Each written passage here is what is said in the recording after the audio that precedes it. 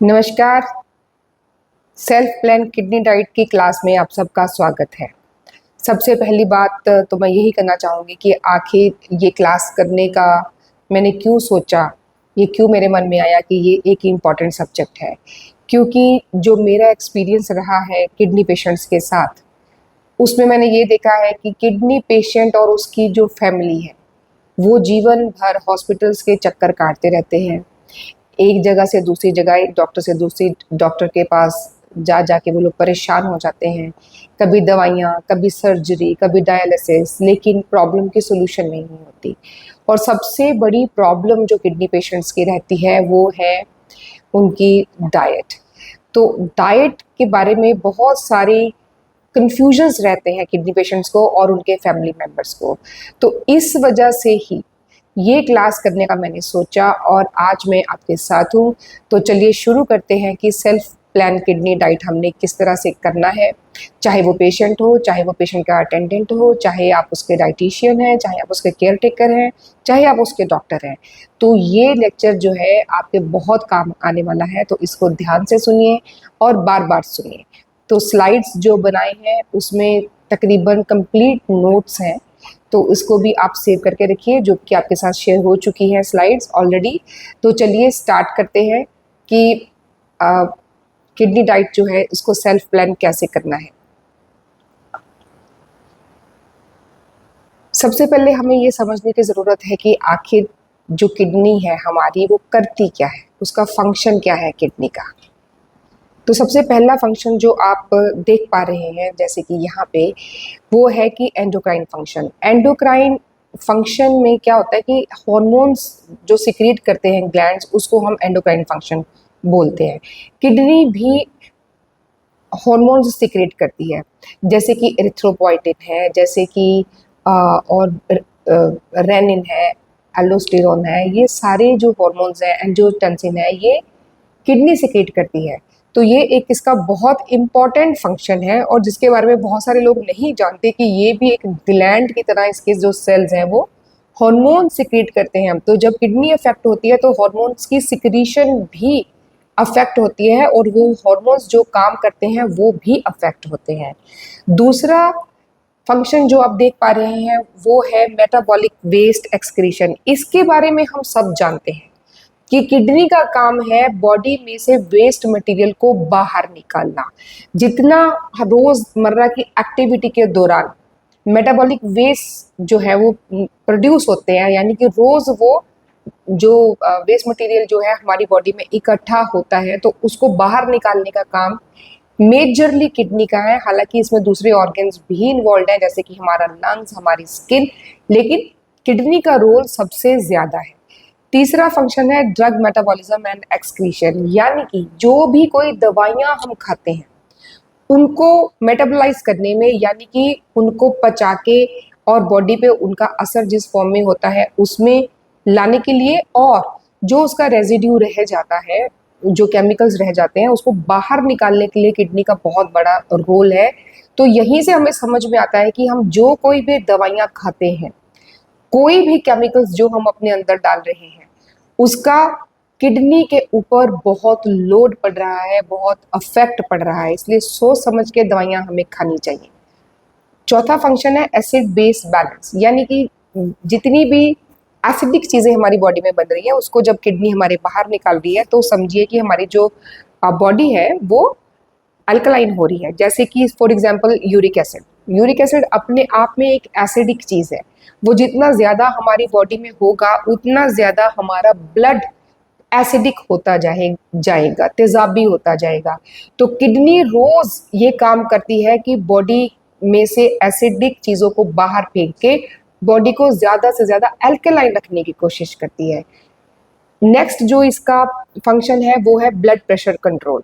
एक रास RAS axis होता है, रेनिन एंजियोटेंसिन एल्डोस्टेरोन एक्सिस इसको बोलते हैं, और ये इसमें किडनी, लंग्स, ये सारे ऑर्गन्स इन्वॉल्व होते हैं। इसके बारे में मैं यहाँ पे बहुत ज़्यादा बात नहीं करूँगी, लेकिन हमारी बॉडी का ब्लड प्रेशर कंट्रोल करने में किडनी का एक बहुत इंपॉर्टेंट रोल है, क्योंकि जो हॉर्मोन्स किडनी बना रही है वो एक दूसरे के साथ मिल के दूसरे ऑर्गन्स के साथ कोऑर्डिनेट करके हमारी ब्लड वेसल्स के ऊपर अफेक्ट करते हैं, और हमारा ब्लड प्रेशर जो है उसको कंट्रोल करने में किडनी का एक बहुत ही इम्पोर्टेंट हाथ है, बहुत ही इम्पोर्टेंट किडनी का फंक्शन है। लास्ट इसका फंक्शन जो हम समझना चाह रहे हैं वो है control of solutes and fluids, यानी बॉडी में कितना फ्लूइड रखना है, कितना फ्लूइड बॉडी में से बाहर निकाल देना है। ये रोजमर्रा का काम है किडनी का। सिर्फ ये फिल्टर ही नहीं करती हमारे ब्लड को, बल्कि हमारी बॉडी का जो फ्लूइड बैलेंस है उसको बना के रखती है। यूरिन ज्यादा आएगा कम आएगा ये किडनी डिसाइड करती है। उसके लिए सेंसर्स है, उसके लिए एक पूरी केमिकल चेन होती है जिससे कि ब्रेन सेंटर्स जो है सिग्नल भेजते हैं किडनी को कि वाटर को रिटेन करना है या वाटर को निकाल देना है, एक्सक्रीट करना है। इसमें हमारी गट का और किडनी का दोनों का बराबर बराबर जो है ये रोल रहता है। नेक्स्ट हम ये देखते हैं कि जो किडनी फेलियर के पेशेंट्स हैं, एक्चुअली किडनी फेलियर होता क्या है। ये तो हमने समझ लिया कि उसके फंक्शंस क्या हैं। अब हम समझेंगे कि किडनी फेलियर एक तो एक्यूट होता है, एक क्रोनिक होता है। एक्यूट यानी कि किसी भी इंजरी की वजह से, इंजरी के एक्चुअली चोट लगने की वजह से किडनी फेलियर नहीं होता। चोट लगने के दौरान जो ब्लड लॉस होता है उससे हमारी बॉडी का फ्लूइड बैलेंस बिगड़ जाता है और जो किडनी है वो एक्यूट फेलियर में चले जाती है। बिल्कुल यही काम होता है सर्जरीज के दौरान भी, डिलीवरी के दौरान भी ऐसे हो सकता है। जो बच्चों की डिलीवरी होती है मदर भी एक्यूट किडनी फेलियर में जा सकते हैं अगर उनका सिजेरियन सेक्शन हुआ है उस कंडीशन में। तो इन दोनों कंडीशंस में भी क्या होता है, एक्सेसिव ब्लड लॉस की वजह से किडनी फेलियर हो जाता है। इसी तरह से और फ्लूइड लॉस, जो एक्यूट फ्लूइड लॉस है वो क्या क्या होता है। अगर आप सोचे ध्यान से कि एक्यूट फ्लूइड लॉस हमारी बॉडी में से क्या हुआ, या तो ब्लीडिंग होगी या फिर हमें लूज मोशंस लग गए, बहुत ज्यादा वॉमिटिंग्स लग गई, यानी कि डिहाइड्रेशन होगी बॉडी को, या सनस्ट्रोक हो गया। सनस्ट्रोक में भी, यानी सनस्ट्रोक आप समझ रहे हैं, सनस्ट्रोक माने कि जो लू लग गई, लू लगने के बाद बॉडी डिहाइड्रेशन में चली गई, डिहाइड्रेट होगी, फ्लूइड लॉस हो गया बहुत ज्यादा, पानी बचा ही नहीं बॉडी के अंदर, तो किडनी जो है ये एक्यूट फेलियर में चले जाती है इस कंडीशन में भी। इसके अलावा है क्रॉनिक फेलियर। जब 20 दिन तक किडनी एक्यूट फेलियर से अगर रिकवर कर जाए तो वो नॉर्मल हो जाती है बिल्कुल, लेकिन अगर 20 दिन से ज्यादा वो फेलियर में रहती है तो उस कंडीशन को हम कहते हैं क्रॉनिक किडनी फेलियर। तो वो सीकेडी के स्टेजेस बन जाते हैं 1 2 3 4 5। तो उसकी अलग अलग तरह से मैनेजमेंट होती है। किसी की कंजर्वेटिवली मेडिसिन से की जाती है, किसी के लिए सर्जरी एडवाइस की जाती है, किसी के लिए डायलिसिस एडवाइस किया जाता है। अब आ गई प्रेवलेंस। प्रेवलेंस में अगर हम देखी जाए तो आजकल तो अभी रिसेंट डेटा भी अवेलेबल हमारे पास नहीं होगा, जितनी तेजी से जो किडनी फेलियर के केसेस बढ़ रहे हैं ये हम सब जानते हैं। जो कोई भी इस वीडियो को देख रहा है इसका मतलब ये है कि या वो खुद किडनी पेशेंट है, या वो किडनी पेशेंट्स के साथ डील कर रहा है, या वो किडनी पेशेंट का फैमिली मेंबर है। तो हम सब जानते हैं कि किडनी की जो बीमारी है, किडनी फेलियर की जो प्रॉब्लम है वो कितनी तेजी से बढ़ रही है। इसका कारण भी हम जानते हैं अच्छे से। जो केमिकल्स हमें दिए गए, उसका जो बैड इफेक्ट्स हमारी बॉडी पे हुआ, उस वजह से बिना किसी वजह से उस केमिकल का रेजिड्यू किडनी को अफेक्ट कर रहा है। देखिए पिछली स्लाइड में एक बार दोबारा चलते हैं। इसमें ये देखिए ड्रग मेटाबॉलिज्म एंड एक्सक्रीशन। तो ये ड्रग मेटाबॉलिज्म एंड एक्सक्रीशन वाला पार्ट है किडनी फंक्शन का, जिसके चलते हम ये कह सकते हैं कि जो केमिकल्स हमें दिए गए उसकी वजह से हमारी किडनी जो है वो फेलियर में चली गई। अब समझते हैं कि किडनी फेलियर होने के इम्प्लीकेशंस क्या है, यानी कि समाज के ऊपर इसका क्या प्रभाव पड़ रहा है। नंबर एक तो मेडिकली पेशेंट्स, जो किडनी के पेशेंट्स हैं ये मेडिकली ही बहुत ज्यादा बहुत वीक होते हैं, बहुत फ्रेजाइल होते हैं, बहुत वल्नरेबल होते हैं। कुछ पता नहीं चलता कब उनकी कंडीशन बिगड़ जाए। सेकेंडली इसमें एक साइकोलॉजिकल ट्रॉमा होता है, सोशल ट्रॉमा होता है, और दूसरा ये है कि फाइनेंशियल बहुत बड़ा लॉस है। एक फाइनेंशियल प्रेशर जो है किडनी पेशेंट के ऊपर वो ट्रिमेंडस होता है। वो क्यों होता है? क्योंकि एक तो मेडिसिन का खर्चा, उससे भी पहले इन्वेस्टिगेशंस का खर्चा, बिना वजह कई तरह के टेस्ट करवाए जाते हैं, बिना वजह कई तरह के इन्वेस्टिगेशंस करवाए जाते हैं, कई तरह के स्कैन्स करवाने पड़ते हैं, और फिर उसके बाद में महंगे महंगे मेडिसिन दिए जाते हैं। अगर डायलिसिस पे चले गए हैं तो समझिए कि सप्ताह में 3 बार या 2 बार या 1 बार तो कम से कम एक डायलिसिस का खर्चा जो है 3 से 4 हज़ार रुपए आता है। तो 3 से 4 हज़ार रुपए का जो खर्चा है वो सप्ताह में 1 दिन करवा रहे हैं तो 1 बार, और 3 दिन करवा रहे हैं तो 3 बार, यानी 10 से 12 हज़ार रुपया पर सप्ताह, पर वीक जो है फाइनेंशियल प्रेशर पेशेंट के ऊपर है। और अगर ट्रांसप्लांट करने की जरूरत पड़ जाए तो ट्रांसप्लांट करने के लिए, किडनी ट्रांसप्लांट करने के लिए 20-25 लाख रुपए का खर्चा होता है। इसके अलावा फैमिली के ऊपर भी इसके इम्प्लीकेशंस हैं, उनका फाइनेंशियल लॉस होता है, उनका टाइम जो उनको देना पड़ता है किडनी पेशेंट को। उसके अलावा अगर ट्रांसप्लांटेशन हुआ है तो ट्रांसप्लांट करने वाला भी फैमिली मेंबर ही रहता है, तो वो भी किसी ना किसी तरह सेम कंडीशन से गुजरता है, किडनी पेशेंट के जैसे ही किसी न किसी कंडीशन से वो गुजरता है। तो ये सारे हैं इसके प्रभाव, जो किडनी फेलियर के जो प्रभाव है हमारे बॉडी के ऊपर। वो आइए अब समझते हैं कि किन सिम्टम्स से वो गुजरते हैं और कैसे उनको समझ में आता है या डायग्नोस किया जाता है कि हाँ जी आप किडनी फेलियर में चले गए हैं। तो ये देखिए, ध्यान से इसको अगर हम देखेंगे, सबसे पहले तो ब्लड रिपोर्ट्स होते हैं। ब्लड रिपोर्ट्स को मैंने इसलिए पहले बोला है कि कई बार पेशेंट्स को कुछ सिम्टम्स नहीं होते, वो बिल्कुल ठीक होते हैं। आजकल फैशन हो गया कि हेल्थ चेकअप करवाना है, बाई चांस जो हेल्थ चेकअप करवाया, रिपोर्ट्स में आ गया कि आपका क्रेटिनिन बढ़ा हुआ है, आपका यूरिया बढ़ा हुआ है, आपका जीएफआर कम हो गया, तो उनको लेबल कर दिया जाता है कि आप किडनी पेशेंट हैं।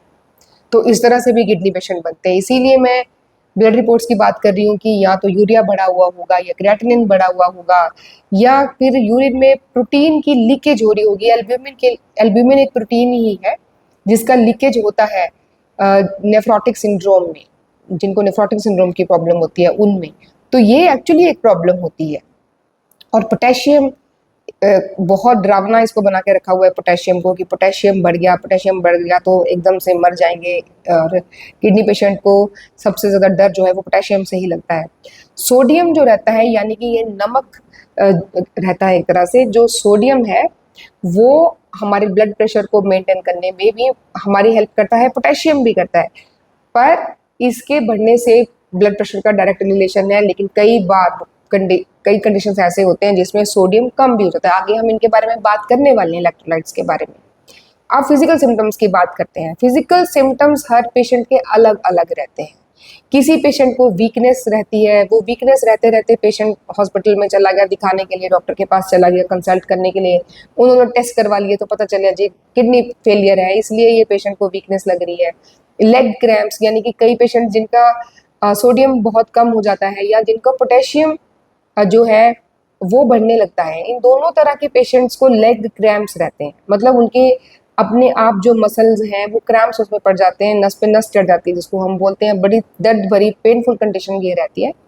तो ऐसा सिम्टम रहता है। नौसिया, या उल्टी आने जैसा लगता है, या सचमुच में उल्टियाँ आ भी सकती हैं, खाने को देख के ही उल्टी जैसा लगना। तो ये जो सारी चीज़ें हैं ये किडनी पेशेंट्स में अक्सर देखने के लिए मिलती हैं। प्रोराइटिस बोलते हैं, जो स्किन पर इचिंग होती है और उसकी वजह से रैशेज हो जाते हैं, उसको पेशेंट खुजलाता है तो वो जख्म बन जाते हैं, वहाँ से ब्लीडिंग भी होने शुरू हो जाती है। और एक सिम्टम है ब्रेथलेसनेस। जब फ्लूइड रिटेंशन होता है, यानी किडनी पेशेंट का बॉडी में से फ्लूइड पूरी तरह से जो है जितना निकलना चाहिए, अगर वो बाहर नहीं निकल रहा है तो वो बॉडी में ही कहीं ना कहीं इकट्ठा हो रहा है। अगर वो लंग्स में इकट्ठा हो रहा है तो ब्रेथलेसनेस। ये वो सिम्टम्स मैंने लिखे हुए हैं जिनकी वजह से पेशेंट फर्स्ट टाइम या बार बार डॉक्टर के पास जाता है। तो ये वो सिम्टम्स हैं। तो ये ब्लड रिपोर्ट्स और ये सिम्टम्स हम अपने आप में खुद भी असेस कर सकते हैं, लेकिन उसका मतलब ये नहीं कि अकेले वीकनेस आ गई तो हम किडनी पेशेंट हो गए। उस वीकनेस की वजह अलग अलग भी हो सकती है। हम लोग ट्रैवल करके आ सकते हैं, हमें थकावट हो सकती है, हमने खाना नहीं खाया, हम फास्टिंग पे थे, या फिर बहुत ज़्यादा काम कर लिया, कई सारे रीजंस हो सकते हैं। किसी का हीमोग्लोबिन कम है, किसी को कोई और मेडिकल कंडीशन हो सकती है। तो ज़रूर इसको कंसिडर करना है, लेकिन कारण जो है वो अलग अलग हो सकता है अलग अलग लोगों में, उसके ऊपर हमने ज़रूर ध्यान देना है। अब बात करते हैं कि ट्रीटमेंट क्या की जाती है किडनी पेशेंट की। जब डायग्नोस हो गया कि ये इंसान जो है ये किडनी की बीमारी से ग्रस्त है, इसकी जो किडनी है सही तरीके से काम नहीं कर रही, तो सबसे पहले चीज तो की जाती है कि दवाइयाँ दी जाती हैं उसको, मेडिसिन। अब मेडिसिन के बेनिफिट्स भी हैं, मेडिसिन के साइड इफेक्ट्स भी हैं। अब वो क्या है, मेडिसिन जो दी जाती हैं, मेडिसिन किसके लिए दी जाती है? ब्लड प्रेशर के लिए। अब ब्लड प्रेशर की दवाइयाँ देंगे, वो इवेंचुअली किडनी फेलियर करती हैं। तो किडनी पेशेंट को ब्लड प्रेशर की दवाई दी, उससे उसका और किडनी फेलियर हो गया। दूसरी तरह की जो दवाइयाँ किडनी पेशेंट को ज्यादातर दी जाती हैं वो है डायरेटिक्स। डायरेटिक्स वो दवाइयाँ रहती हैं जो पेशाब को लाने के लिए दी जाती है पेशेंट को। तो वो डायरेटिक्स जो रहते हैं उसमें कुछ सॉल्ट्स इस तरह के हैं जो अपने आप में क्रिएटिनिन को बढ़ाते हैं। तो एक तरफ से डायरेटिक दिए जाएंगे, दूसरी तरफ से उसका जो क्रिएटिनिन वो बढ़ने लग जाएगा। क्रिएटिनिन बढ़ने लग जाएगा तो उसको बोला जाएगा कि आपको डायलिसिस की जरूरत है। तो वो एक विशियस सर्कल में पेशेंट जो है ये फंसते जाते हैं।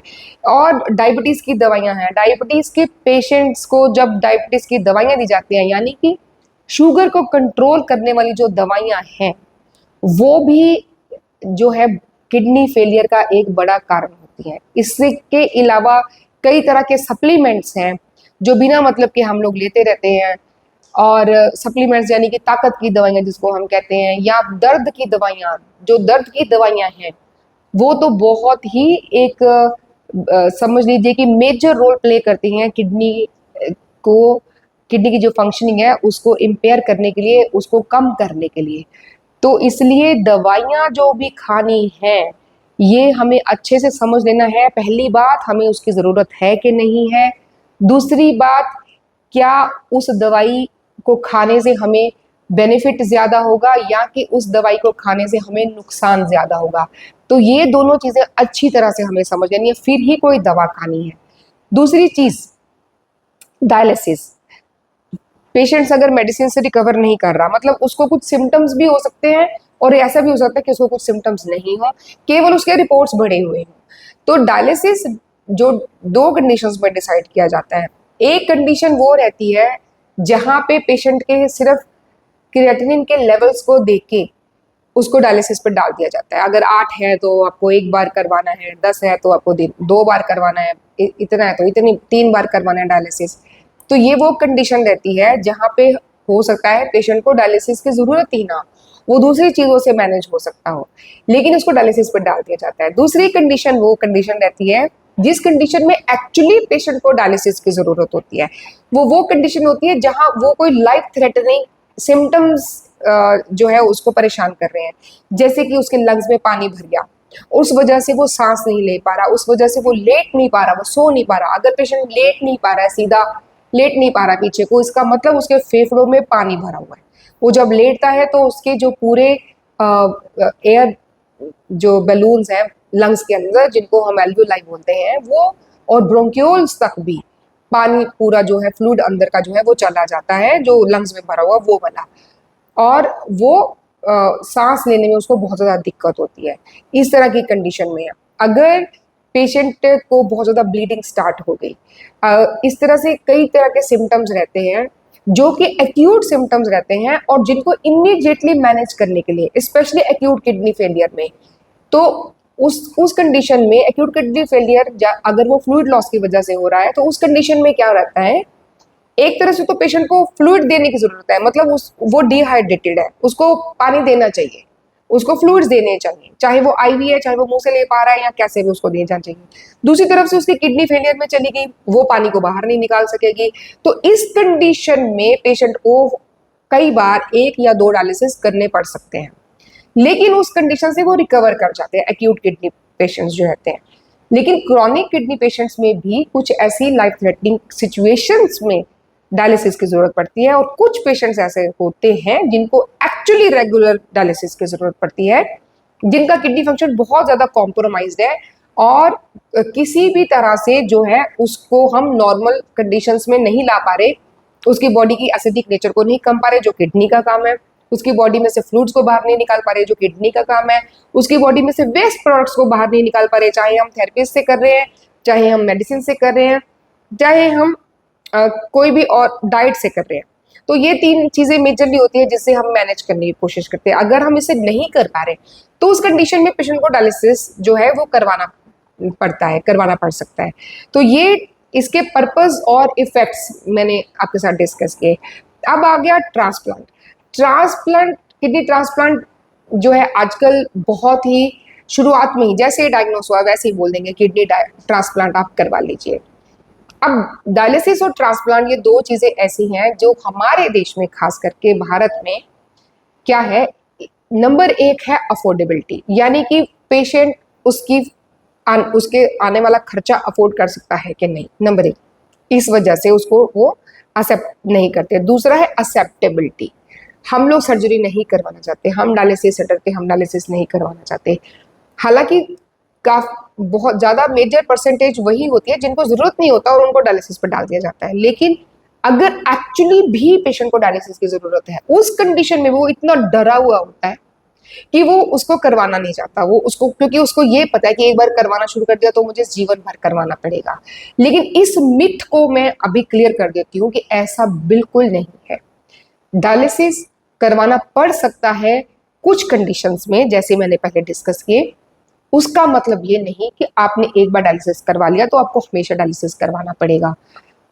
आपकी कंडीशन डिसाइड करेगी कि आपको डायलिसिस करवाना है कि नहीं करवाना। तो ये जो चीजें हैं ये ट्रीटमेंट से जुड़ी हुई चीजें हैं किडनी पेशेंट के लिए। और अब आगे अगर हम देखें तो अब किडनी पेशेंट्स जो रहते हैं वो एक जैसे नहीं रहते, हर पेशेंट अलग तरह का रहता है, हर पेशेंट यूनिक रहता है। क्यों यूनिक रहता है ये एक एक करके समझते हैं। नंबर एक, मैं आयुर्वेद बैकग्राउंड से हूँ, इसलिए मैं सबसे पहले यही वाली बात करूंगी कि हमारी सबकी बॉडी की टाइप अलग अलग है।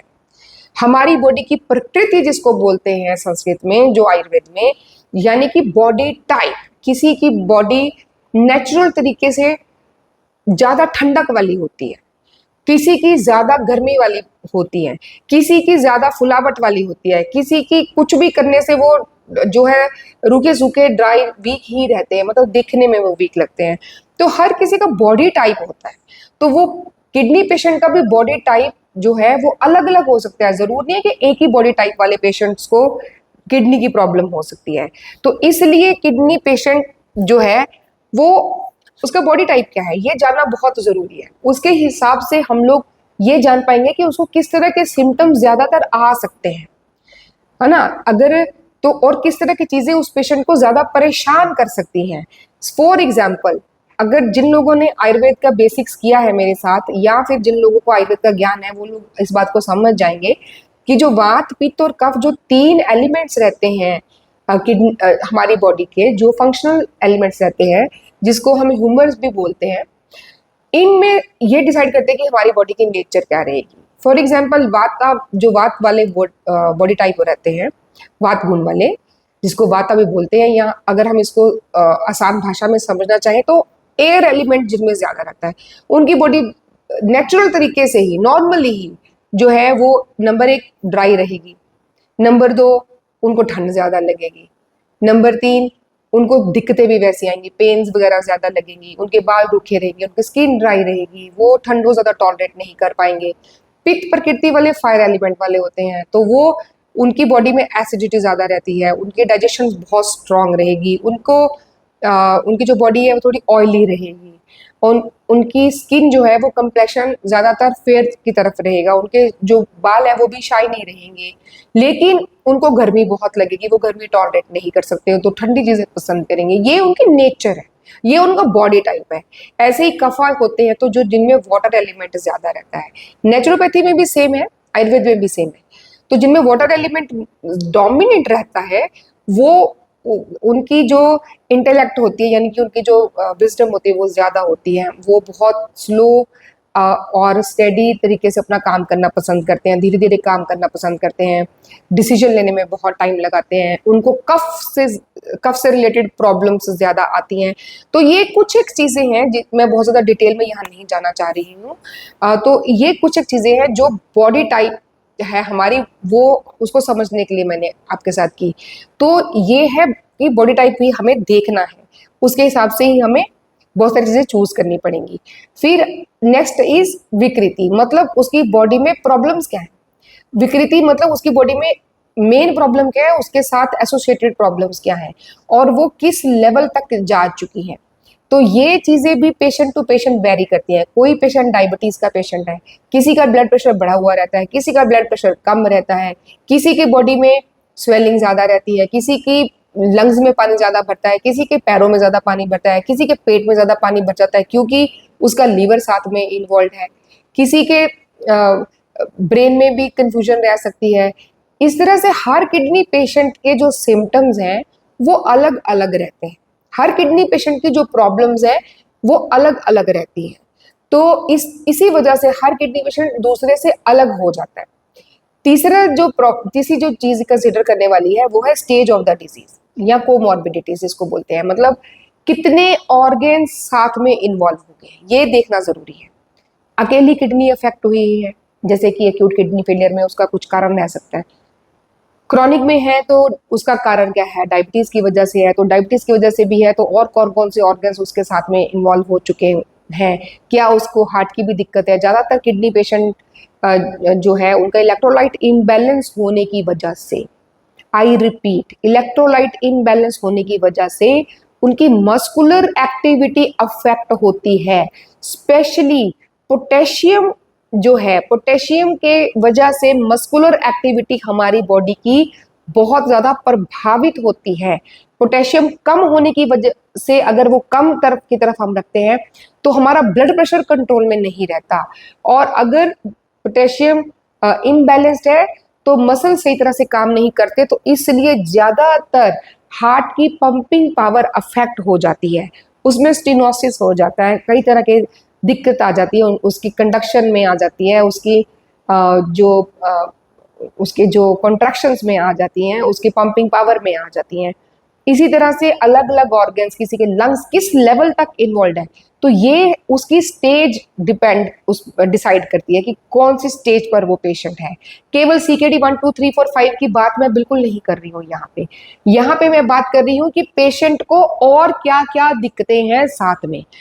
क्या वो किसी एक्यूट ऑर्गन फेलियर में है एसोसिएटेड, क्या उसका लीवर ज्यादा अफेक्टेड है, क्या उसके लंग्स ज्यादा अफेक्टेड है, क्या उसका हार्ट ज्यादा अफेक्टेड है, क्या उसकी पेंक्रियाज काम नहीं कर रहे, या उसकी जो बोन्स है वो बिल्कुल हॉलो हो गई हैं क्योंकि उसका जो किडनी है वो हॉर्मोन्स नहीं बना पा रही, उस वजह से उसकी बोन्स में से कैल्शियम लॉस हो रहा है, तो उसकी वजह से उसकी बोन्स बिल्कुल खत्म हो रही हैं, उसके मसल्स अफेक्ट हो रहे हैं। तो ये हर किडनी पेशेंट की अलग अलग हो सकती हैं, सबको सेम सेम होगा ऐसा जरूरी नहीं है। किसी में कोई चीज होगी, किसी में कोई चीज होगी, किसी में 2 हो सकती है, किसी में 3 हो सकती है, किसी में 1 हो सकती है। तो ये सारी जो पॉइंट्स हैं ये हर किडनी पेशेंट को दूसरे किडनी पेशेंट से अलग बनाता है। तो हमें इन सारी चीजों को ध्यान में रखना है। अगर मैं किडनी पेशेंट हूं तो मैं अपने बारे में ये ध्यान रखूंगी कि मैं किस सिचुएशन में हूं, मेरे सिम्टम्स क्या है, मेरी बॉडी टाइप क्या है, उसके हिसाब से ही मुझे ट्रीटमेंट करना है, मुझे डाइट लेना है। तो इसी वजह से किडनी पेशेंट का जो डाइट प्लान करने के लिए ये सारी चीजें कंसिडर करना जरूरी है, और यही एक कारण है, स्क्रीन पे आप देख पा रहे हैं, the biggest struggle is diet. क्यों? जो चलिए पहले हम इस बारे में बात करते हैं कि पेशेंट्स हॉस्पिटल जाते हैं, डॉक्टर के पास जाते हैं, डायग्नोस हो गया किडनी पेशेंट है या फिर डायलिसिस हो रहा है, दोनों में अलग अलग सिचुएशन है। पहले तो इस बात को समझना जरूरी है कि जिन पेशेंट का डायलिसिस हो रहा है उनकी बॉडी की न्यूट्रिशनल नीड्स अलग है, बिल्कुल अलग है। जिनका डायलिसिस नहीं हो रहा है उनकी बॉडी की न्यूट्रिशनल नीड्स बिल्कुल अलग हो सकती हैं। मैं एक एग्जांपल लेके आपको समझा सकती हूँ। जिन पेशेंट्स का डायलिसिस नहीं हो रहा और उनकी बॉडी में से प्रोटीन लॉस नहीं हो रहा, उन पेशेंट्स के जो प्रोटीन के लेवल्स हैं वो नॉर्मल होंगे या फिर वो ज्यादा हो सकते हैं, तो उन पेशेंट्स को प्रोटीन पे रेस्ट्रिक्शंस लगाना है।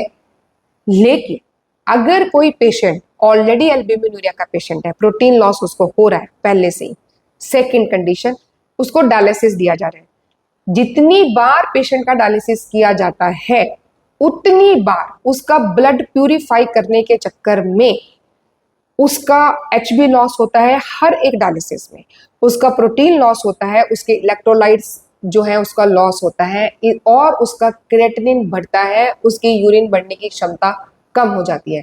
तो उसकी जो न्यूट्रिशनल नीड्स है वो नॉन डायलिसिस पेशेंट से अलग होगी, क्योंकि इस पेशेंट को प्रोटीन की जरूरत है। तो हमें डिफरेंशिएट करना आना चाहिए कि हमने प्रोटीन्स देने हैं या हमने प्रोटीन्स नहीं देने। तो अगर पेशेंट को प्रोटीन लॉस हो रहा है, आप उसके प्रोटीन्स के लेवल चेक कर सकते हैं, हमारे पास फैसिलिटी है कि हम लोग हीमाटोलॉजिकल इन्वेस्टिगेशंस करवा सकते हैं। प्रोटीन के लेवल्स कम आ रहे हैं तो प्रोटीन देना चाहिए, क्या देना चाहिए क्या नहीं इसके बारे में हम डिटेल में आगे बात करने वाले हैं। लेकिन ये एक एग्जाम्पल जो है, इससे हमें ये समझ में आ जाएगा कि जो किडनी पेशेंट्स हैं उनकी जो डाइट है उसको डिसाइड करने में हमें क्यों इतनी स्ट्रगल करनी पड़ती है, और क्यों किडनी पेशेंट बताई गई डाइट फॉलो करते करते भी और ज्यादा दिक्कत में आते रहते हैं। क्योंकि पेशेंट जब डॉक्टर के पास गया या हॉस्पिटल में गया, उसको एक प्रिंटेड डाइट चार्ट दे दिया जाता है, जो कि किडनी पेशेंट की डाइट करके ऐसे बताया जाता है, और वो सबको सेम ही दे दिया जाता है। लेकिन हर कोई पेशेंट अलग है, ये हमने अब समझ लिया। इसीलिए ही वो डाइट्स उन पे काम नहीं करती। जब वो पेशेंट घर पे आ जाते हैं और घर पे आके रोज उनके सिम्टम्स अलग हो रहे हैं, रोज उनको नई तरह की दिक्कत आ रही है, तो वो जो डाइट्स हैं वो उनकी हेल्प नहीं कर पाती हैं। तो इसीलिए ये सीखना जरूरी है कि किस तरह के सिम्टम आने पर हमें अपने डाइट में खुद से ही क्या चेंजेस कर लेने हैं। इन चीजों को एक एक करके अगर हम देखें तो नंबर 1 पे है कि लूजिंग न्यूट्रिएंट्स, यानी बॉडी में से न्यूट्रिएंट लॉस हो रहा है, खास करके डायलिसिस पेशेंट के। इसलिए उसको एक अच्छी डाइट देना जरूरी है, उसको न्यूट्रिएंट्स की जरूरत है, क्योंकि उसकी बॉडी में न्यूट्रिएंट्स जो है उसका लॉस हो रहा है, उसका एचबी कम हो रहा है, आयरन की कमी हो रही है, उसको कैल्शियम लॉस हो रहा है, उसकी बॉडी में से vitamin b complex, folic acid, इन सबका लॉस हो रहा है हर डायलिसिस के साथ। सेकेंड पॉइंट है इंक्रीज न्यूट्रिशनल रिक्वायरमेंट्स, क्योंकि बॉडी ऑलरेडी वीक है। समझिए ध्यान से, बॉडी ऑलरेडी वीक है, ऑलरेडी डिजेनरेटिव स्टेट में है, ऑलरेडी उसमें डेफिशिएंसीज आई हुई हैं। आयुर्वेद में कहा जाता है कि बॉडी क्षय में है, क्षय माने डिजेनरेशन। तो ऑलरेडी जो बॉडी है वो न्यूट्रिशनली डेफिशिएंट है, इसलिए उसको न्यूट्रिशन की जरूरत है। तो उसकी न्यूट्रिशनल रिक्वायरमेंट्स बढ़ गई, इंक्रीज न्यूट्रिशनल रिक्वायरमेंट्स। तीसरा पॉइंट देखिए, तीसरा पॉइंट आप देखते हैं तो डिक्रीज्ड एपिटाइट। अब ये बड़ी ही विशियस सर्कल में पेशेंट फंस जाता है। एक तरफ से बॉडी में से न्यूट्रिएंट का लॉस हो रहा है, दूसरी तरफ जो बॉडी को रिकवर करने के लिए न्यूट्रिशन चाहिए, तीसरी तरफ उसकी एपिटाइट कम हो जाती है, यानी कि उसको उसको उसको जो खाना है उसको देखते ही उसको उल्टी आने जैसा लगेगा, प्यूकिंग होगी, उसको नौजिया होता है, उसको वॉमिटिंग्स लगातार हो सकती हैं, डाइजेशन बहुत वीक हो जाता है। तो ऐसी सिचुएशन में पेशेंट क्या करेगा, वो क्या क्या खाएगा, उसको कुछ भी बता दो वो खा ही नहीं सकता। तो कैसे उसके न्यूट्रिशनल नीड्स जो है ये पूरे रहेंगी। और अगर हम इसको और आगे देखें, डिक्रीज इंटेक, वो उसी वजह से क्योंकि एपिटाइट कम हो गया, वो खा नहीं पा रहा, और इसका एक कारण है डिक्रीज इंटेक का। नेक्स्ट पॉइंट अगर आप देखेंगे कि dietary restrictions, dietary restrictions, patient को कई तरह के डाइटरी रेस्ट्रिक्शंस जो हैं ये लगा दिए जाते हैं कि आपको ये नहीं खाना, आपको वो नहीं खाना, आपको प्रोटीन्स कम कर देने हैं, आपको फलानी फलानी चीजें नहीं खानी है, कई तरह की चीजें रहती हैं। तो बहुत सारे डाइटरी रेस्ट्रिक्शंस जो हैं ये बॉडी पे लगा दिए जाते हैं। तो एक तरफ से उसको न्यूट्रिशन चाहिए, दूसरी तरफ से वो खा नहीं पा रहा, उसकी बॉडी उसको ले नहीं पा रही, और तीसरी तरफ से हम उसे बोल रहे हैं कि तुमने ये नहीं खाना वो नहीं खाना, और उसकी बॉडी जो है वो पूरी तरह से इन्फ्लेमेशन में होती है। और इन्फ्लेमेशन को कम करने में हमें अल्कलाइन डाइट चाहिए, हमें एक हेल्दी डाइट चाहिए, ताकि हमारे सेल्स की इन्फ्लेमेशन कम हो और हमारी बॉडी में हीलिंग स्टार्ट हो। तो इन सारी दिक्कतों के चलते अब जितनी बात हम करते जा रहे हैं उतनी कंफ्यूजन बढ़ती जा रही है कि भैया करना क्या है, करना क्या है। तो इसका सोल्यूशन क्या है? इसका सोल्यूशन है एक मिडल पाथ अपनाना। मिडल पाथ अपनाना, मिडल पाथ मतलब एक बीच का रास्ता हमें निकालना पड़ेगा कि खाना भी है, न्यूट्रिशनल नीड्स को समझना भी है बॉडी की, और उसके हिसाब से हमें हेल्दी फूड भी चूज करना है, और बॉडी उसको पचा सके उसके लिए तैयार हो, इसका भी ध्यान रखना है। तो ये इसको कहेंगे मिडिल पाथ, हम एक चूज करेंगे। आप देखिए कि thumb rule, body kidney patient के लिए थंब रूल क्या है? कोई थंब रूल नहीं, कोई एक स्टैंडर्ड रूल नहीं है कि किडनी पेशेंट को ये बिल्कुल भी नहीं खाना है, किडनी पेशेंट को ऐसे बिल्कुल भी नहीं करना है या यही करना है। तो इसलिए कोई थंब रूल नहीं है, हर पेशेंट को अपने हिसाब से एक सब्जेक्टिव डाइट बनाना है, एक सब्जेक्टिव डाइट प्लान बनाना है। क्योंकि बॉडी कैटाबॉलिक स्टेट में, हमने पिछले स्लाइड में डिस्कस किया, जिसको कि संस्कृत में क्षय कहते हैं, आयुर्वेद में इसको क्षय कहते हैं। इसको हम ये समझ सकते हैं किडनी की जो पेरेन्काइमा होता है, रीनल पेरेन्काइमल डिजीज, इसको बोलते हैं आरपीडी, आपने सुना होगा। या जब हम ये समझते हैं कि किडनी श्रिंक कर गई मतलब लॉस हो गया टिश्यू का, डिजेनरेशन हो गया, वहां पे क्षय हो गया, है ना, टिश्यू लॉस हो गया, पेरेन्काइमा सिकुड़ गए, सेल्स सिकुड़ गए, इसलिए वो अपना काम नहीं कर पा रहे हैं। तो ये जो चीज है ऑलरेडी ये कैटाबॉलिक स्टेट में है, बॉडी तोड़ फोड़ चल रही है अंदर, कैटाबॉलिज्म तोड़ फोड़ को बोलते हैं। तो ऑलरेडी तोड़ फोड़ चल रही है, उसकी वजह से डिजेनरेशन हो रहा है, उसी वजह से न्यूट्रिशन का लॉस हो रहा है। तो देखिए इस पेशेंट के लिए डाइट कितना जरूरी है। अब खुद डाइट प्लान करना क्यों जरूरी है? क्योंकि नंबर एक, हमारी बॉडी की एनर्जी रिक्वायरमेंट्स कभी ज्यादा चाहिए, कभी कम चाहिए, तो लीप्स एंड बाउंड्स रहते हैं। कभी हमें कम करना है, कभी उसको बढ़ाना है, तो ये हमें रोज रोज डिसाइड करना पड़ सकता है। इसलिए leaps and bounds of energy requirements से हमको डील करना ही पड़ेगा। दूसरी है इंडिविजुअल सिम्टम्स, ये अब हमने समझ लिया अच्छे से कि किस तरह से हर किडनी पेशेंट के जो सिम्टम्स है वो अलग अलग रहते हैं। तो उसके हिसाब से हमें अपना खुद का सेल्फ डाइट प्लान जो है ये करना जरूरी है, सेल्फ प्लान।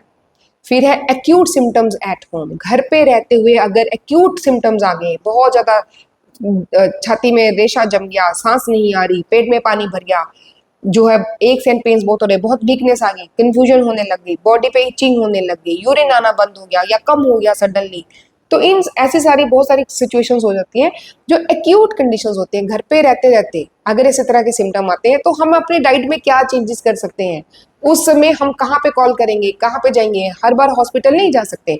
तो इसको खुद सीखना पड़ेगा कि घर पे रहते रहते एक्यूट सिम्टम्स आते हैं तो ऐसी क्या चीजें हैं घर पे रहते हम कर सकते हैं, कौन सी डाइट खा सकते हैं, कौन सी हमें घरेलू मसाले हैं, कौन सी ऐसी हर्ब्स हैं जो हमें रखनी है अपने पास जो एक्यूट सिम्टम्स में हमारे काम आएंगी। आज हम इन सब चीजों के बारे में बात करने वाले हैं।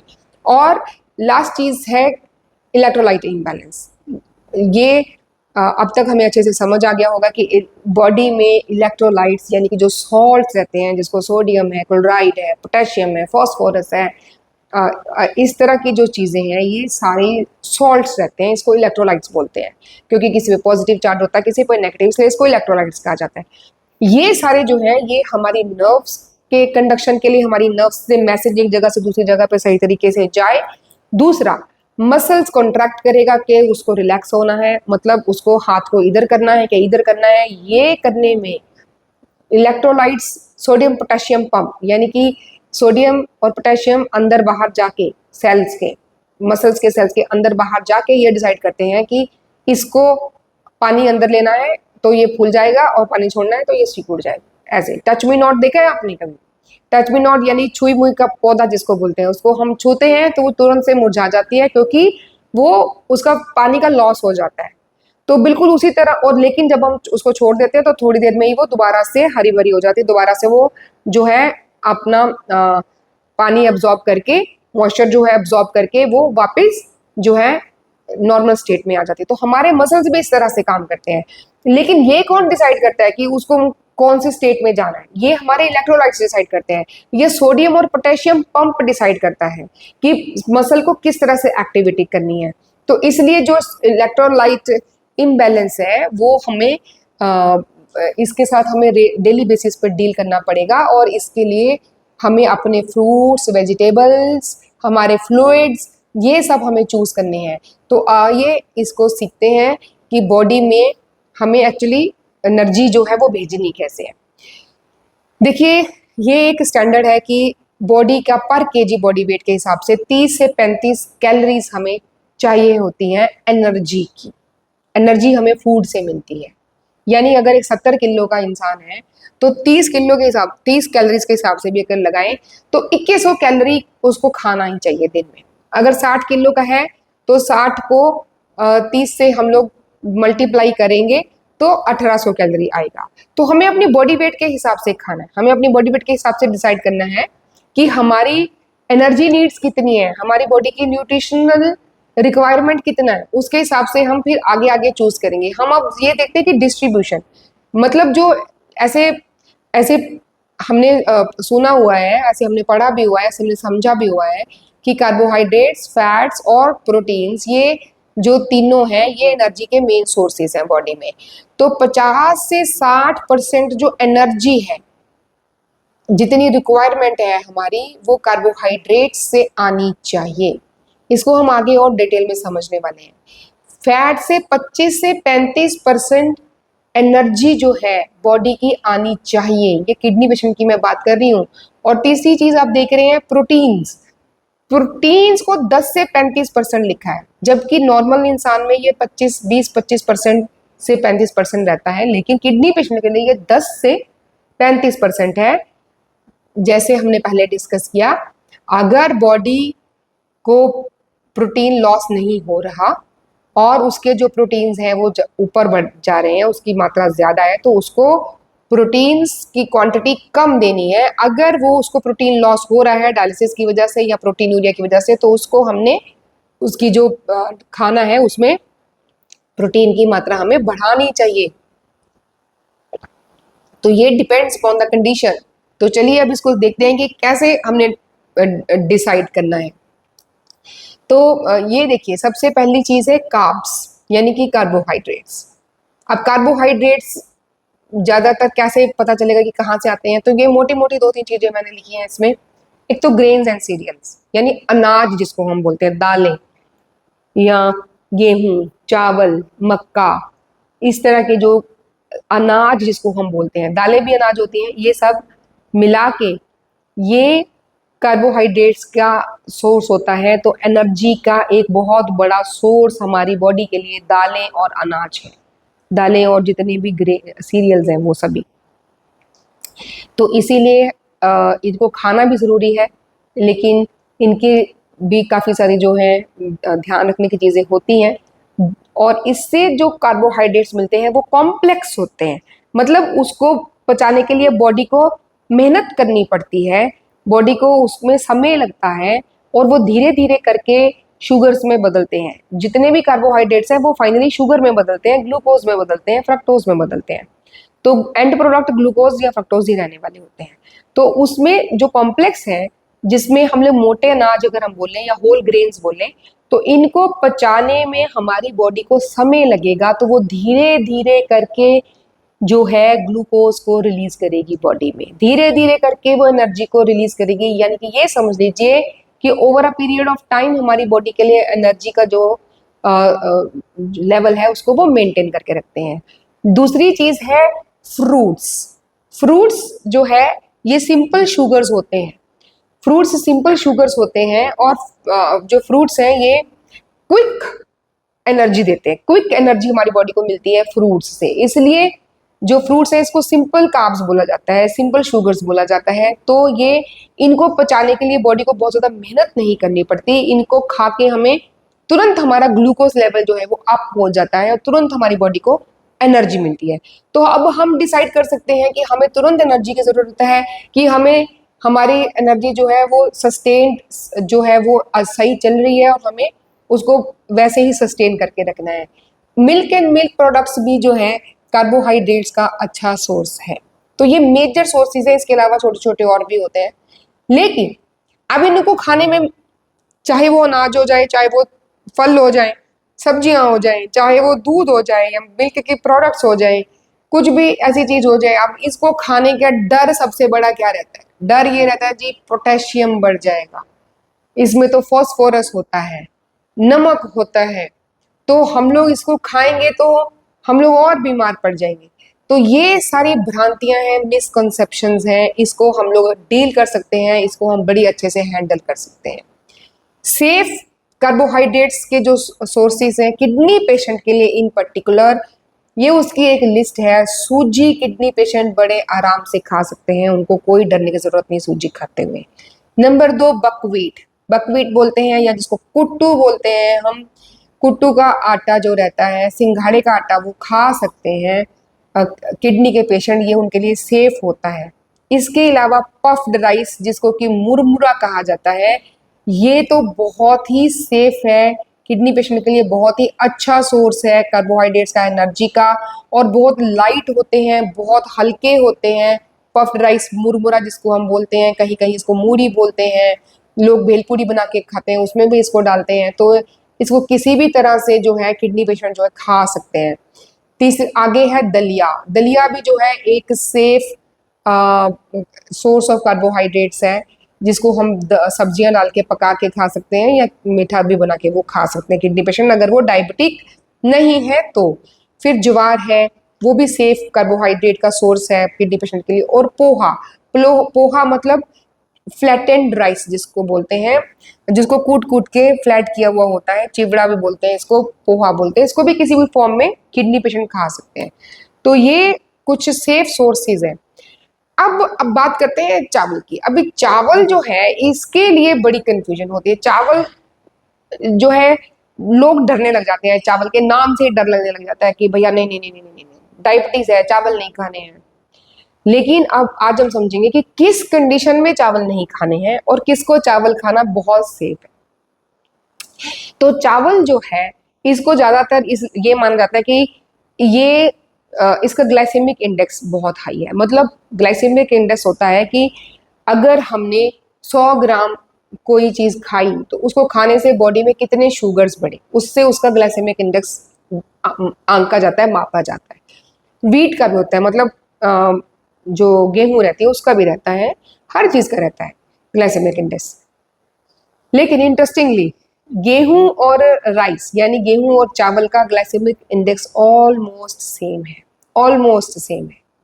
तो इसलिए इस वजह से हमें चावल नहीं खाने हैं, ये धारणा बिल्कुल गलत है कि ग्लाइसेमिक इंडेक्स की वजह से हमें चावल नहीं खाने हैं।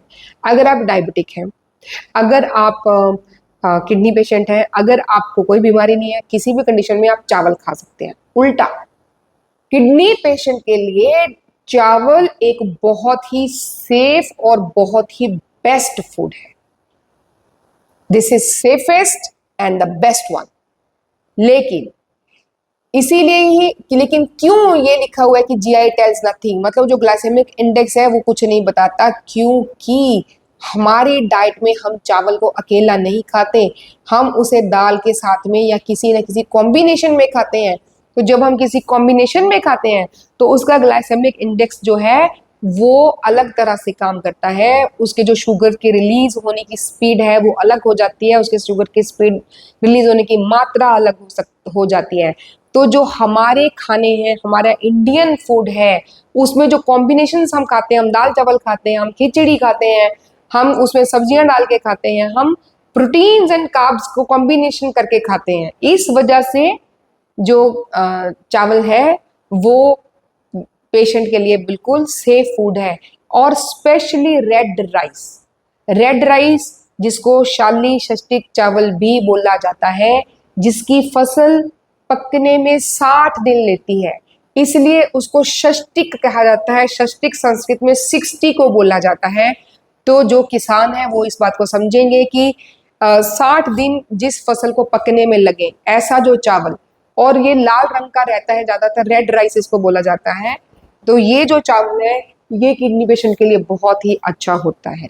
तो इसके अलावा ओट्स, कॉर्न्स यानी कि मक्का और ये सब जो है ये पेशेंट जो है खा सकते हैं। तो ये कार्बोहाइड्रेट्स के अच्छे सोर्सेस हैं किडनी पेशेंट के लिए।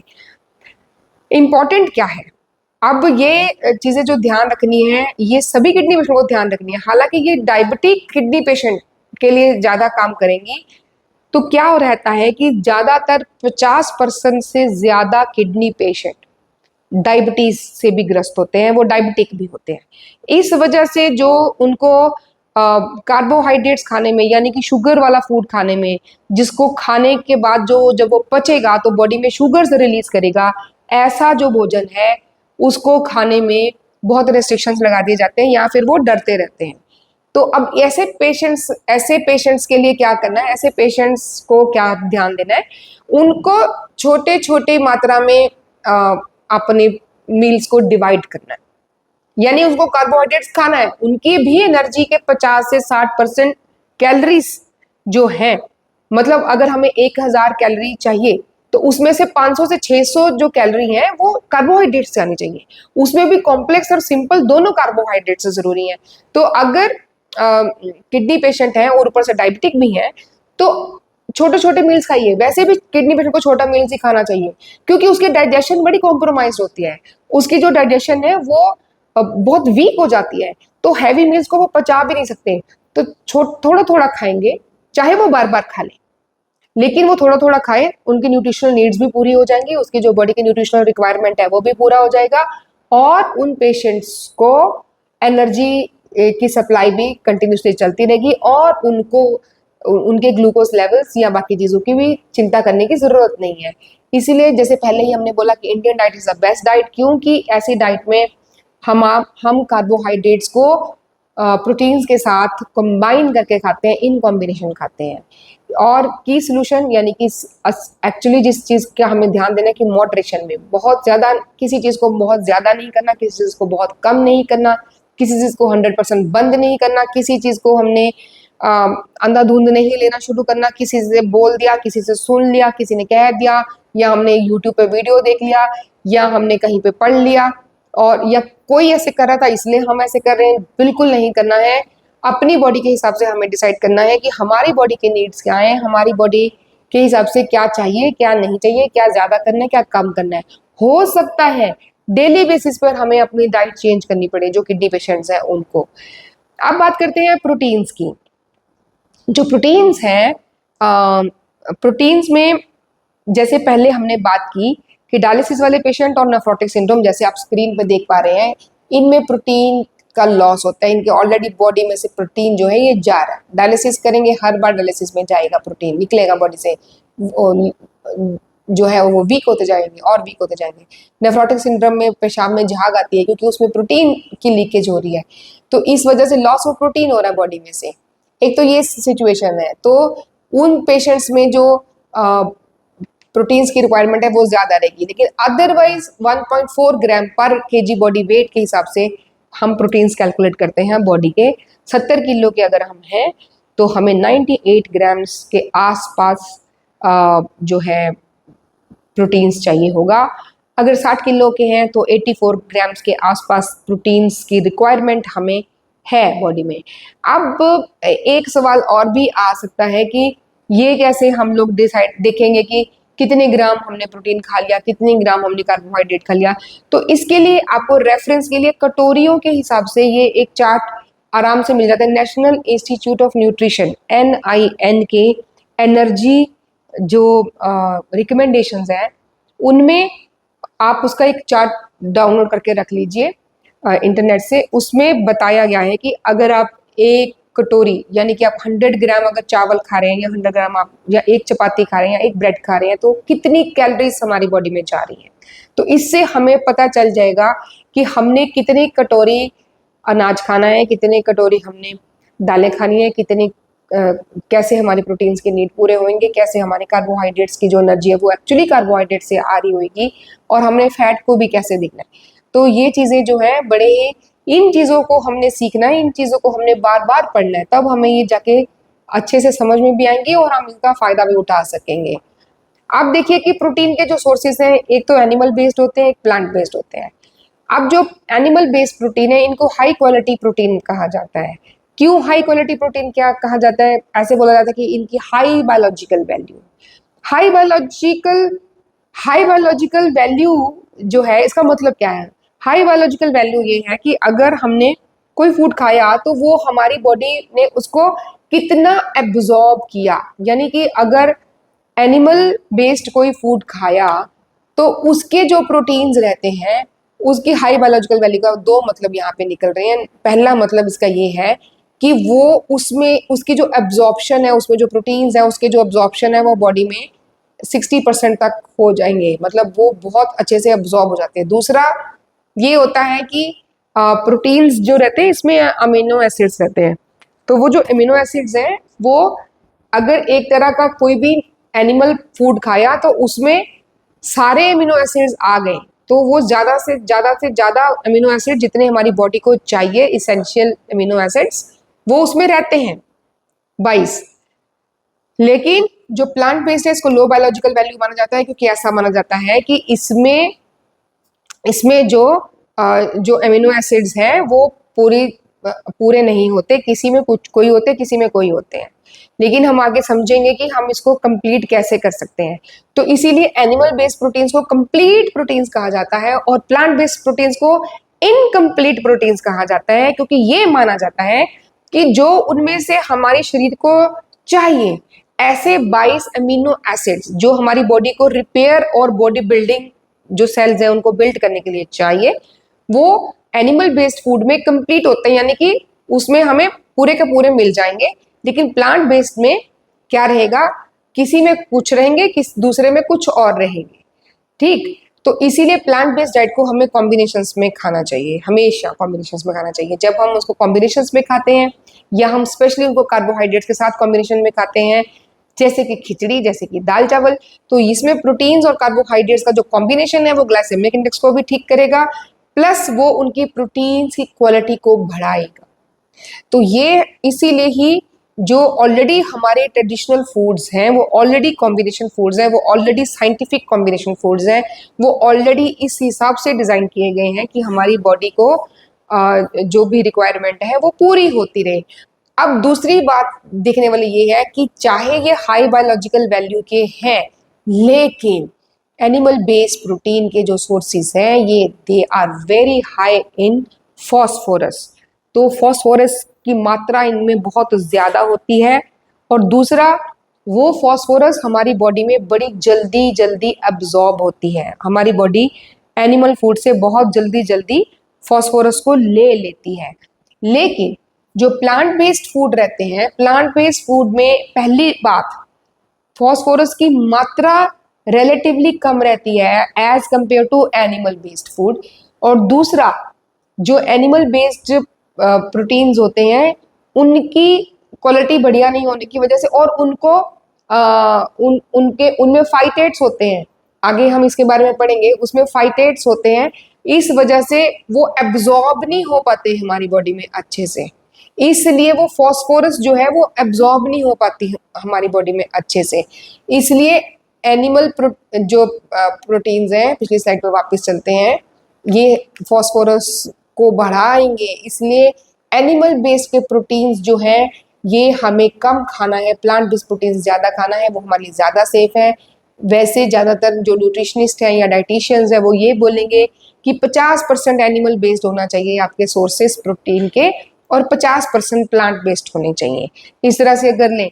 लेकिन मैं यही इंसिस्ट करूंगी कि एनिमल बेस्ड प्रोटीन बहुत कम होने चाहिए हमारे फूड में, और प्लांट बेस्ड प्रोटीन ज़्यादा होने चाहिए। लेकिन यहाँ पे कुछ ऐसे फूड्स हैं जो एनिमल सोर्सेस की मैं बात कर रही हूँ जो कि लो फॉस्फोरस हो सकते हैं, खास करके जो गाय का दूध है, बकरी का दूध है, दही है, ये प्रोटीन के सोर्स हैं लेकिन फॉस्फोरस इनमें कम रहता है।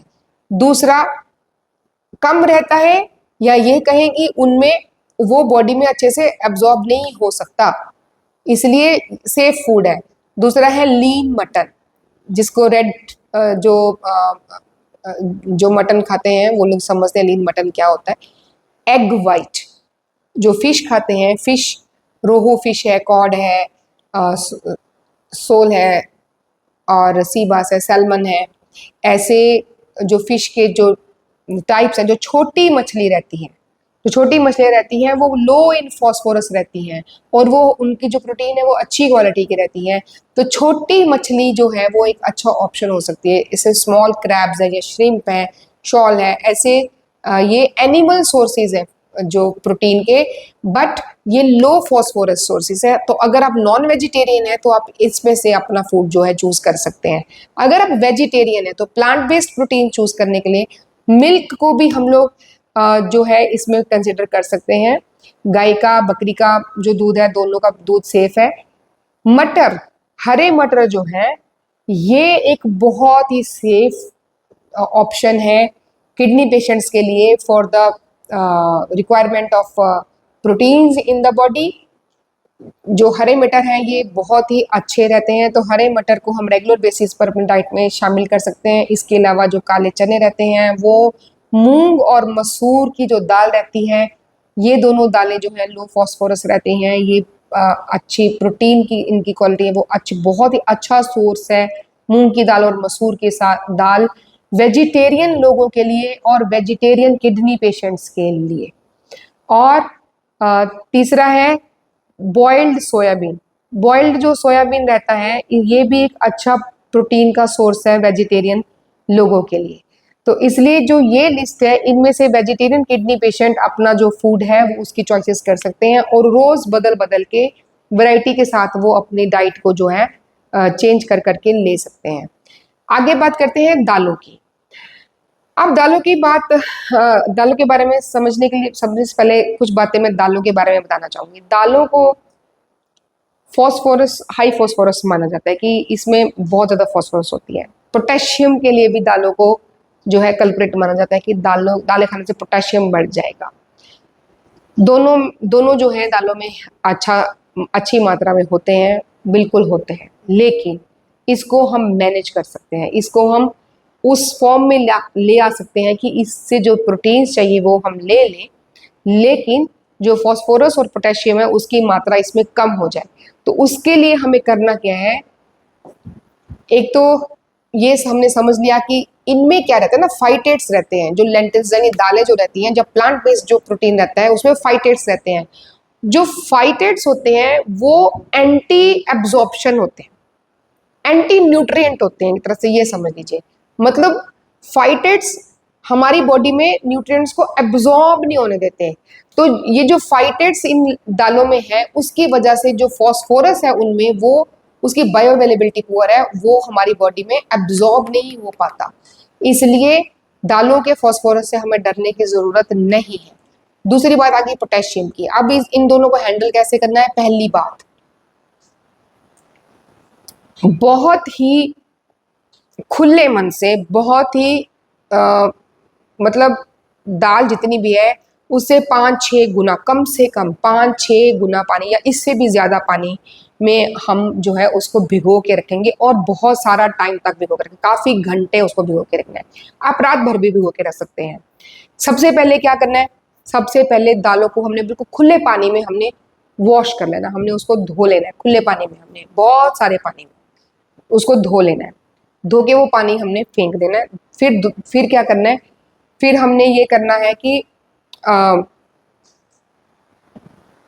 फिर हमने ये करना है कि उस पानी को फेंकने के बाद नया पानी उसमें डालना है और उसको हमने भिगो के रखना है बहुत टाइम तक, काफी घंटों तक। उस पानी को भी फेंक देना है। फिर उसके बाद और बहुत सारा खुला पानी डाल के दाल को पकाना है, फिर उस दाल को खाना है। इसीलिए दालें जो हैं ये खुली पकाई जाती थी, ऊपर से ढक के नहीं पकाई जाती थी, खुले पानी में पकाई जाती थी, धीरे धीरे करके पकती थी।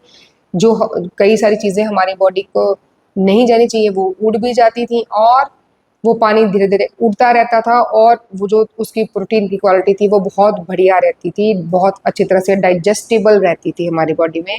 इसलिए जो दालें हैं उनको खुले पानी में धीरे धीरे करके धीमी आंच पर पकाना चाहिए।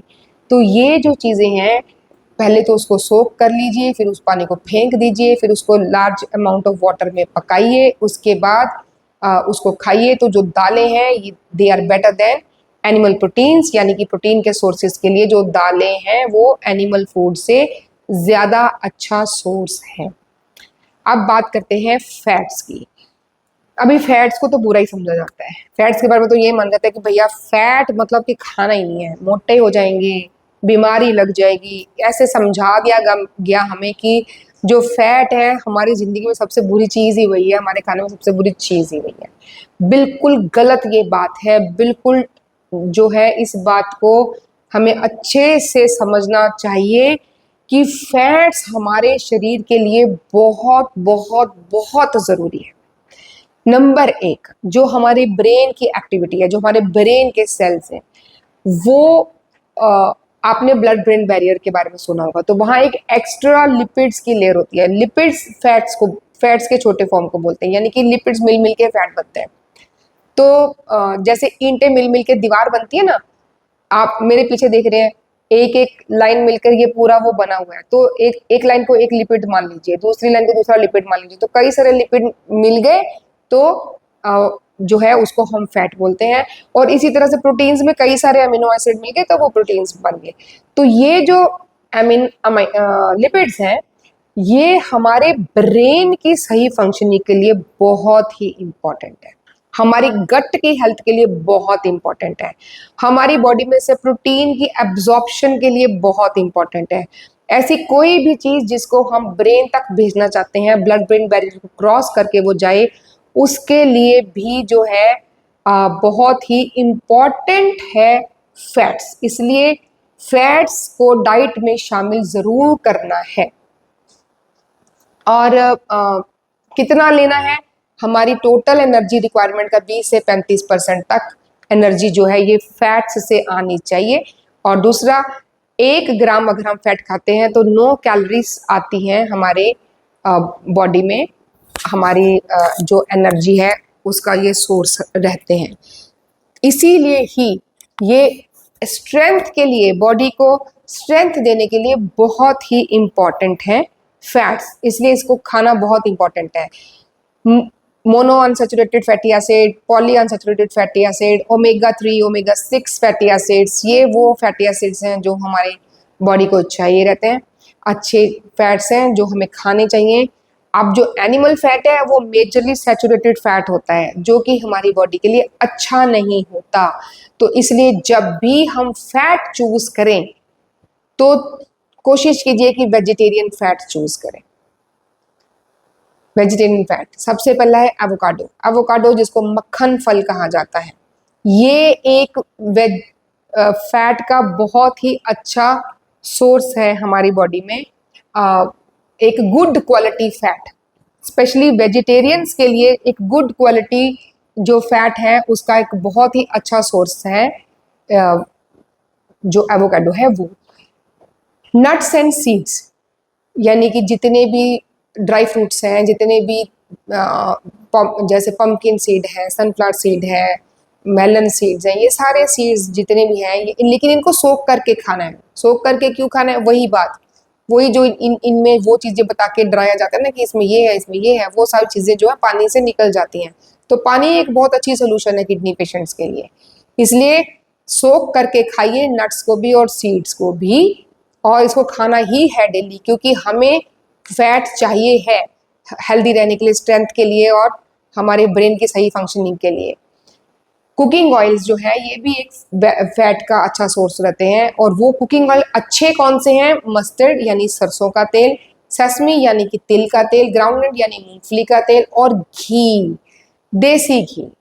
अब इसके बारे में बात कर लेते हैं। देसी घी जो रहता है ये इस धीरे धीरे करके हमें समझा दिया गया, हमारे दिमाग में भर दिया कि देसी घी नहीं खाना, तुम्हारा कोलेस्ट्रॉल बढ़ जाएगा, हार्ट की बीमारी लग जाएगी, हार्ट अटैक आ जाएगा, मोटे हो जाओगे, वेट बढ़ जाएगा।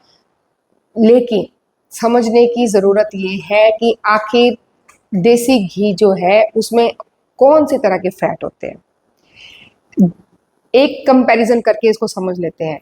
ऑलिव ऑयल को बोला जाता है कि बहुत अच्छा रहता है। ऑलिव ऑयल ऐसा समझा जाता है कि बड़ा अच्छा है हमारे हार्ट के लिए। उसमें जो फैटी एसिड्स हैं वो हमारे हार्ट के लिए ओमेगा 3 फैटी एसिड्स हैं, उसमें ओमेगा 6 फैटी एसिड्स हैं, गुड फैट्स हैं उसमें, तो वो हमें खाना चाहिए। अग्री, मान गए कि ये जो ऑलिव ऑयल है वो हार्ट के लिए अच्छा है। लेकिन हमारी बॉडी में और भी जगहें हैं जहाँ फैट की ज़रूरत है, वो है स्पेशली हमारे जॉइंट्स। तो हमारे जॉइंट्स के जो फैट चाहिए वो ऑलिव ऑयल में नहीं होता। इसलिए जो लोग ऑलिव ऑयल खाना पसंद करते हैं, धीरे धीरे करके उनके जो घुटने हैं वो घिस जाते हैं, उनके जॉइंट्स वीक हो जाते हैं। तो उनके लिए देसी घी सबसे बेस्ट ऑप्शन है, क्योंकि देसी घी जो है हमारी बॉडी में गुड कोलेस्ट्रॉल को बढ़ाता है, बैड कोलेस्ट्रॉल को कम करता है, और हमारी जो जॉइंट्स हैं उनको भी लुब्रिकेट करता है। तो देसी घी किडनी पेशेंट को खाना चाहिए। आयुर्वेद की दृष्टि से भी अगर हम देखें तो देसी घी पित्त को शांत करता है, नेचर में ठंडा रहता है, लुब्रिकेटिंग रहता है और लिक्विड रहता है। तो बॉडी में किडनी ड्राई हो गई, वो ड्राई हो मतलब वो डिजेनरेट हो गई, सिकुड़ गई, तो इसका मतलब उसको पोषण की जरूरत है, उसको लुब्रिकेशन की जरूरत है, क्योंकि वो ड्राई हो गई है, उसको लुब्रिकेशन की जरूरत है। दूसरी चीज ये कि उसको जो किडनी पेशेंट की जो किडनी है उसको लिक्विडिटी की भी जरूरत है, लेकिन उसको ठंडक की जरूरत है। तो ये सारी जो चीजें हैं उसको मिलती हैं देसी घी से।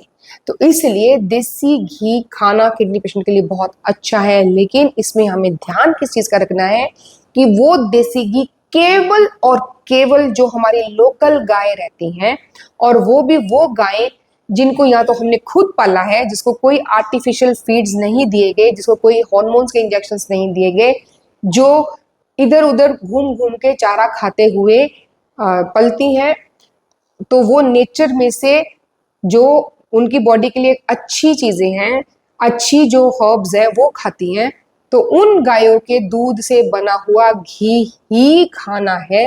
दिन में कम से कम 2 चम्मच घी पिघला हुआ किडनी पेशेंट्स को खाना है। तो ये तो होगी घी की बात। तो ये जो फैट है, खास करके ये जो घी है, कोशिश कीजिए इसको हम दोपहर में ले लें ताकि हम सोने तक इसको पचा सके। तो ये भी एक बहुत इंपॉर्टेंट चीज है ध्यान देने वाली। फिर आगे आ गया कि अब ये 3 जो मेजर सोर्स थे ना, कार्बोहाइड्रेट्स, फैट्स एंड प्रोटीन्स, इसको हमने समझ लिया। अब एक और बहुत इंपॉर्टेंट चीज है कॉन्स्टिपेशन। ये बड़ी खतरनाक होती है किडनी पेशेंट के लिए, इसकी तरफ ध्यान नहीं जाता ज्यादातर लोगों का।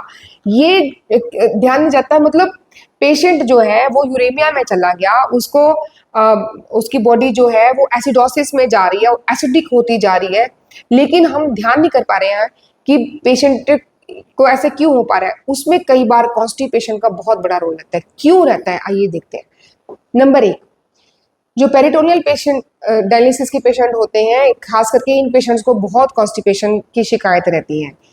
एक तो ऑलरेडी पेशेंट का यूरिन कॉम्प्रोमाइज है, वो किसी भी तरह का पेशेंट हो, पहले ही उसकी बॉडी में यूरिन की फॉर्मेशन अच्छे से नहीं हो रही, तो उसका मतलब बॉडी में जितना वेस्ट मटेरियल बन रहा है वो नहीं निकल पा रहा। तो 90% तक जो यूरिया या जो वेस्ट मटेरियल है ये यूरिन में निकल जाता है, लेकिन 10% जो है हमारे स्टूल में या हमारे लेट्रिन में, या जो मल का त्याग हम सुबह करते हैं हमारे बाउल मूवमेंट में, उसमें होता है। तो ये एक बहुत इंपॉर्टेंट चीज है हमारे लिए कि पेट रोज साफ होना चाहिए। ऐसे ही पसीना आना बहुत जरूरी है, क्योंकि पसीने में भी बहुत सारी ऐसी चीजें हैं जो हमारी बॉडी का वेस्ट मटेरियल है उसको निकालने में ये हमारी हेल्प करता है। यूरिन का और पसीने का, यूरिन और स्वेट का अगर हम कॉम्पोजिशन को कंपैरिजन करके देखेंगे तो ये बहुत हद तक एक जैसे रहते हैं। हालांकि कुछ चीजें ऐसी हैं जो यूरिन में निकलती हैं, पसीने में नहीं निकलती, कुछ चीजें ऐसी हैं जो इसमें निकलती हैं, इसमें नहीं निकलती, इसलिए इन तीनों का जो है अच्छे अमाउंट में हमारी बॉडी में बनना और उसके थ्रू बॉडी में से जो वेस्ट मटेरियल है उसका बाहर निकलना, ये बहुत इंपॉर्टेंट चीज है। अगर पेशेंट को कॉन्स्टिपेशन रहती है तो उसके बॉडी में टॉक्सिन्स पाइल्ड अप हो जाते हैं, यानी टॉक्सिन्स जो इकट्ठे होते रहते हैं। तो इसका सोल्यूशन क्या है? Fibre intake. अब फाइबर को कैसे समझे? फाइबर 2 तरह की रहती है, एक तो रहती है सॉल्युबल, एक रहती है इनसॉल्युबल। सॉल्युबल फाइबर वो रहती है जो पानी से मिक्स होती है, जब हमारे पेट के अंदर जाती है वो एक जेली टाइप बन जाती है। जैसे कि जो सब्जियां हैं उसमें मिलने वाला फाइबर, जो फ्रूट्स हैं उनमें मिलने वाला फाइबर, है ना, नट्स एंड सीड्स हैं, दालें हैं, इन सब में जो फाइबर रहता है वो एक जेल की तरह बन जाता है हमारी बॉडी के अंदर। इसलिए इस फाइबर को हमें खाना बहुत जरूरी होता है, क्योंकि ये हमारी जो स्टूल है उसको सॉफ्ट करता है, हमारे स्टूल का सॉफ्टनर होता है, क्योंकि जेल के जैसे होके वो मिक्स हो जाता है जो वेस्ट होता है उसमें, तो उसको सॉफ्ट कर देता है सॉल्युबल फाइबर। इसलिए इसको खाना बहुत जरूरी है, क्यों? ताकि वो जो मल है, हमारी बॉडी का जो वेस्ट है, जो स्टूल है, वो अच्छे से आसानी से बॉडी से बाहर निकल जाए। दूसरा है इनसॉल्युबल फाइबर। इनसॉल्युबल फाइबर रहता है छिलकों में, या फिर मोटे अनाज में, या फिर जैसे इसबगोल रहता है उसमें भी इनसॉल्युबल फाइबर रहता है।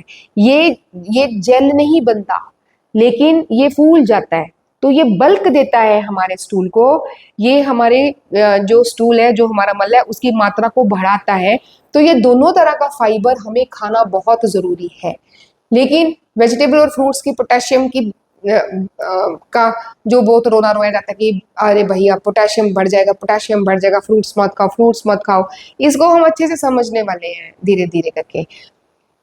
खाना बहुत जरूरी है। प्रोटीन लॉस हो जाएगा तो प्रोटीन एनर्जी जो है मेल एब्जॉर्प्शन हो जाएगी, हमारी बॉडी में मेल न्यूट्रिशन हो जाएगा, तो इससे जो पेशेंट है वो बहुत वीक हो जाएगा और वो कभी ठीक ही नहीं हो पाएगा, रिकवर ही नहीं हो पाएगा। जो प्रोटीन्स रहते हैं उनका काम हमारी बॉडी में क्या रहता है?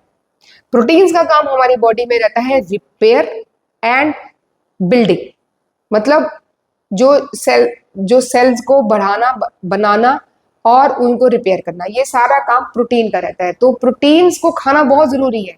अगर प्रोटीन्स नहीं होंगे बॉडी में तो बॉडी में प्रोटीन एनर्जी मतलब जो है मेल न्यूट्रिशन हो जाएगा। उसकी वजह से बॉडी में और पानी भरना शुरू हो जाता है। जिनकी बॉडी में प्रोटीन कम रह जाता है उनकी बॉडी में पानी भरना शुरू हो जाता है, खास करके जिनके पेट में पानी भरता है, एसाइटिस जिनको होता है, तो उसका कारण प्रोटीन लॉस होता है। उनका प्रोटीन लेवल्स हमेशा देखना चाहिए और उनको अच्छी क्वालिटी का प्रोटीन जो है वो देना चाहिए लगातार। और तो इसको इसको प्रिवेंट करना यानी इससे बचना भी जरूरी है और इसका ट्रीटमेंट भी जरूरी है। फिर विटामिन ए, ई, के और बी कॉम्प्लेक्स, डी, और यहाँ डी आना था, डी एंड बी कॉम्प्लेक्स, ये सारे फॉलिक एसिड, ये सबका लॉस होता है किडनी पेशेंट की बॉडी में से। इसलिए फूड खाना बहुत जरूरी है। तो vegetables, fruits, nuts, seeds, cereals, अनाज यानी कि एंड प्रोटीन्स, इन सब का खाना और फैट्स भी, इन सब को हमारी डाइट में शामिल करना बहुत बहुत बहुत इंपॉर्टेंट है। अब बात करते हैं मिनरल्स की। ये मिनरल्स क्या होते हैं? जिनको कि इलेक्ट्रोलाइट्स बोला जाता है। एक्चुअली ये इलेक्ट्रोलाइट्स हैं, सोडियम, पोटेशियम, क्लोराइड, फॉस्फेट्स। ये एक्चुअली इनको क्या है कि इनको समझा जाता है कि ये किडनी पेशेंट के तो रोज रोज उनको टेंशन लगी रहती है कि सोडियम कम ना हो जाए, सोडियम बढ़ ना जाए, पोटेशियम कम ना हो जाए, पोटेशियम बढ़ ना जाए। क्लोराइड भी एक बहुत इंपॉर्टेंट इलेक्ट्रोलाइट है जिसके बारे में लोग बहुत ज़्यादा बात नहीं करते। और फॉस्फोरस के बारे में तो हमने आज काफ़ी डिस्कशन पहले भी कर लिया, एक एक करके समझते हैं। ये कुछ स्लाइड्स मैंने बनाई हैं जिसके बारे में मैं बहुत ज़्यादा डिस्कशन नहीं करने वाली हूँ क्योंकि हमारा मेन फोकस डाइट पे है। लेकिन फिर भी मैंने आपकी नॉलेज के लिए ये यहाँ पे कंपाइल किया कि एक्चुअली ये बॉडी में करते क्या है, और अगर कम हो जाए तो क्या करते हैं, बढ़ जाए तो क्या करते हैं। सॉरी, ये कम, हाइपो यानी कि कम हो जाना, हाइपर यानी कि बढ़ जाना। तो सोडियम जो है हमारे शरीर में बहुत इंपॉर्टेंट रोल प्ले करता है फ्लूइड बैलेंस बनाने में। ऐसा कहा जाता है कि जहाँ नमक होगा वहाँ पानी होगा, तो जहाँ नमक है वो पानी को रखेगा। लेकिन इससे उल्टा भी हो जाता है, जहाँ जैसे कि सपोज करिए हम लोग जब भी डिस्कशन करते हैं तो ज़्यादातर हम एक दाल की एग्जांपल लेते हैं कि दाल में नमक तो उतना ही है, लेकिन अगर उसमें पानी बहुत ज़्यादा हो गया तो ऐसे लगेगा कि नमक कम है। तो लेकिन उसमें से नमक और नहीं डालना है, उसमें से पानी कम करना है। तो ये सारी चीज़ें जो हमें बॉडी में समझ के करनी है। तो ये करता क्या है, फ्लूइड का बैलेंस बना के रखता है, हमारे बॉडी के सेल्स जो है उसको न्यूट्रिशन की अब्जॉर्प्शन में हेल्प करता है। और हमारी बॉडी में सबसे ज़्यादा पाया जाने वाला इलेक्ट्रोलाइट यही है। अगर ये ज़्यादा हो जाए तो कंफ्यूजन हो जाती है, यानी कि समझ नहीं आता पेशेंट को कि उसको क्या करना है क्या नहीं। उसका बिहेवियर जो है वो अलग तरह का हो जाता है, उसका मसल कंट्रोल नहीं रहता, उसको सीजर यानी कि मिर्गी का दौरा पड़ सकता है, वो कोमा में जा सकता है। अगर नमक बहुत ज़्यादा कम हो गया, 140 के आसपास जो है सोडियम के नॉर्मल लेवल माने जाते हैं। कई बार पेशेंट्स के जो सोडियम लेवल है वो 118, 120 इतने तक नीचे तक चले जाते हैं। तो वो उनको भी वही मेंटल कंफ्यूजन, यानी उनका ब्रेन जो है अच्छे से काम नहीं करेगा, इरिटेट होंगे, वो कुछ ना कुछ उल्टा सीधा बोलते रहेंगे, उनको भी मिर्गी का दौरा पड़ सकता है, वो भी कोमा में जा सकते हैं। लेकिन कई बार नोजिया वॉमिटिंग अगर किडनी पेशेंट को हो रहा है तो देख लीजिए कि आपका सोडियम कहीं कम तो नहीं हो रहा। नोजिया वॉमिटिंग का एक कारण ये भी रहता है कि अगर सोडियम लेवल कम हो रहा है बॉडी में, यानी उसका लॉस होता जा रहा है बॉडी से, तो उसको नोजिया वॉमिटिंग रहेगा, उसको अपचन रहेगी, उसको जो भी खाएगा उल्टी आने जैसा उसको लगता रहेगा या उल्टियां ही उसको लगी रहेंगी। तो उस कंडीशन में हमने देखना है कि सॉल्ट जो है हमारी बॉडी का उसको हम करेक्ट कर लें।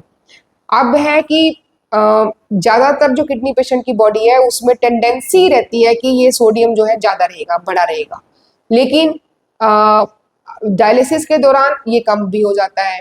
तो लो सोडियम और फ्लूइड की बात मैंने पहले की कि अगर जितना ज़्यादा फ्लूइड होगा उतना सोडियम जो है वो कम लगेगा हमें बॉडी में। रिक्वायरमेंट जो है ये 2 ग्राम पर डे के हिसाब से किडनी पेशेंट को लेनी है, इतनी रिक्वायरमेंट है उसकी, लेकिन उसको खाने के लिए मना किया जाता है। अब मैं इसके लिए आपको एक ट्रिक बताने वाली हूँ जिन लोगों ने लाइव क्लास लिया था उनको भी मैंने बताया था। अब इसको परमानेंटली आप याद रखिए। 2 ग्राम, अगर 1 टीस्पून जो नमक है वो आप निकाल के अलग से रख दीजिए सुबह ही पेशेंट का। खाने में नमक का इस्तेमाल नहीं करना है। एक टूथपिक पेशेंट लेगा, उसका जो पीछे का हिस्सा होता है उसको नमक में डिप करेगा और जीभ के साइडों पे उसको जो है घुमा देना है उस टूथपिक को। जब भी उसको खाना खाना है तो वो हर एक निवाले के बाद या फिर 3-4 निवालों के बाद वो उसको अगर यहाँ यहाँ घुमाता रहेगा उस टूथपिक को नमक में डाल के, उसके मुंह में नमक का टेस्ट बना रहेगा, उसको खाना फीका नहीं लगेगा, लेकिन एक्सेस में सोडियम या नमक उसकी बॉडी में नहीं जाएगा। ये भी है। तो ये जो ट्रिक है ये आपने ज़रूर किडनी पेशेंट्स को बतानी है कि सोडियम अगर ज़्यादा है तो उसको किस तरह से हम जो है मेंटेन करके रखने में हमें हेल्प हो सकती है ये टूथपिक वाले ट्रिक से। और हमने क्या करना है, ये जो मैंने पहले ही बता दिया कि कुकिंग में नहीं यूज़ करना, तो इस तरह से अगर वो करेंगे तो उनके सोडियम की मात्रा जो है वो कंट्रोल्ड रहेगी। अब बात करते हैं मैग्नीशियम की। मैग्नीशियम में भी ऐसे ही है, अरिदमियास हो जाते हैं, तो ये भी एक इम्पॉर्टेंट इलेक्ट्रोलाइट है। ये आप पढ़ सकते हैं, ये स्लाइड मैंने आपके लिए ही रखी है ताकि आप पढ़ सकें कि इसका फंक्शन क्या है, कैसे ये हमारी बॉडी में क्या क्या करते हैं। तो ज़्यादातर जो पेशेंट को मसल वीकनेस हो जाती है, उनके मसल्स जो है ट्विचिंग यानी कि वो अपने आप से फड़फड़ाते रहते हैं, तो वो उस कई बार उनमें मैग्नीशियम कम रहता है, इसलिए उनके जो मसल्स हैं वो फड़फड़ाते रहते हैं। तो मसल्स हैं तो हार्ट के भी मसल्स हैं, तो वो हार्ट के मसल्स भी फड़फड़ाने लग जाएंगे तो एरिथमियाज हो जाएंगे, यानी कि उनकी हार्ट रेट जो है वो जो है एबनॉर्मल हो सकती है, कभी कम कभी ज़्यादा इस तरह से हो सकती है। तो ये कैल्शियम पोटेशियम डेफिशिएंसी के साथ अगर मैग्नीशियम भी कम है तो उस कंडीशन में ऐसा होता है। अगर ये ज़्यादा है तब भी हार्ट का रिदमिया हो सकता है, तब भी जो हमारी बॉडी के जो रिफ्लेक्सेस हैं वो कम होंगे, यानी माइंड भी जो है, ब्रेन है जो अच्छे से काम नहीं करेगा, लंग्स के मसल्स ठीक से काम नहीं करेंगे, इसलिए सांस लेने में दिक्कत आएगी और कई बार जो है दिल का एकदम से रुक जाना भी हो सकता है, एकदम कार्डियक अरेस्ट भी हो सकती है। तो इसलिए फ्रूट्स खाने जरूरी हैं, क्योंकि ये सारी चीज़ें, और नट्स भी खाने ज़रूरी हैं, सीड्स भी खाने ज़रूरी हैं, क्योंकि हमें जो ये सारे मिनरल्स हैं ये इन्हीं चीज़ों में से मिलते हैं। अब बात करते हैं पोटेशियम की। पहली बात तो ये कि जो पोटेशियम है, जितना बड़ा विलन हमने इसको बनाया हुआ है, जितना बड़ा कल्प्रिट हम इसको मानते हैं, इतना बड़ा ये है नहीं। इसकी हमारी बॉडी को बहुत ज़्यादा ज़रूरत है। हमारी बॉडी के ब्लड प्रेशर को मेंटेन करने में पोटेशियम का सबसे मेन रोल होता है। तो जिन लोगों का पोटेशियम लोअर साइड पर रहता है उनका ब्लड प्रेशर हायर साइड पर रहता है हमेशा। तो इसलिए बॉडी पोटेशियम को थोड़ा रिटेन करने की कोशिश करती है ताकि ब्लड प्रेशर जो है वो उस स्थिति में रहे जिस स्थिति में बॉडी को ज़रूरत है। तो हमारी बॉडी अपनी इंटेलिजेंस से चेक्स एंड बैलेंसेस बनाती है।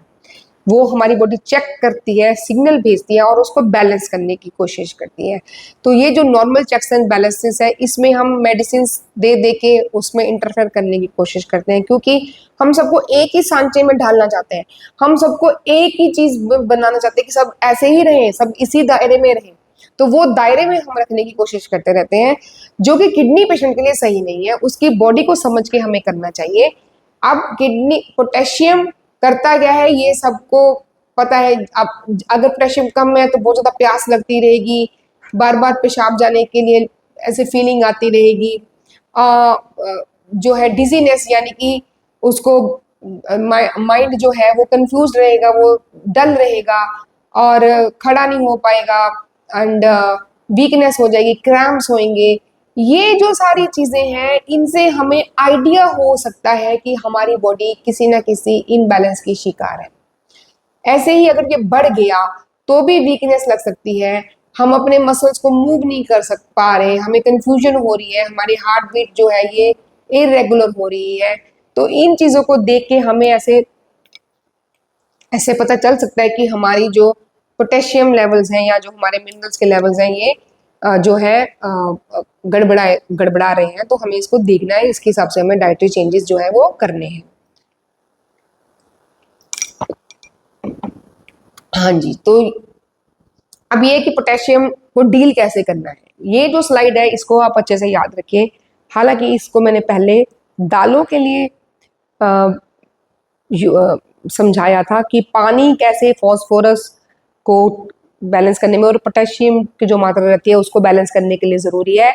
आप देखते हैं कि फूड जिसको पोटेशियम जिसमें हाई रहता है उनको भी, खास करके जो फ्रूट्स हैं, तो उसको हम छोटे छोटे पीसेस में काट लीजिए। पहले तो उसको छील लीजिए, सबसे पहले उसको पील करना है, उसको छील लेना है, फिर उसको छोटे छोटे पीसेस में काटिए, फिर उसको दुगने पानी में डाल के उसको भिगो के रख दीजिए।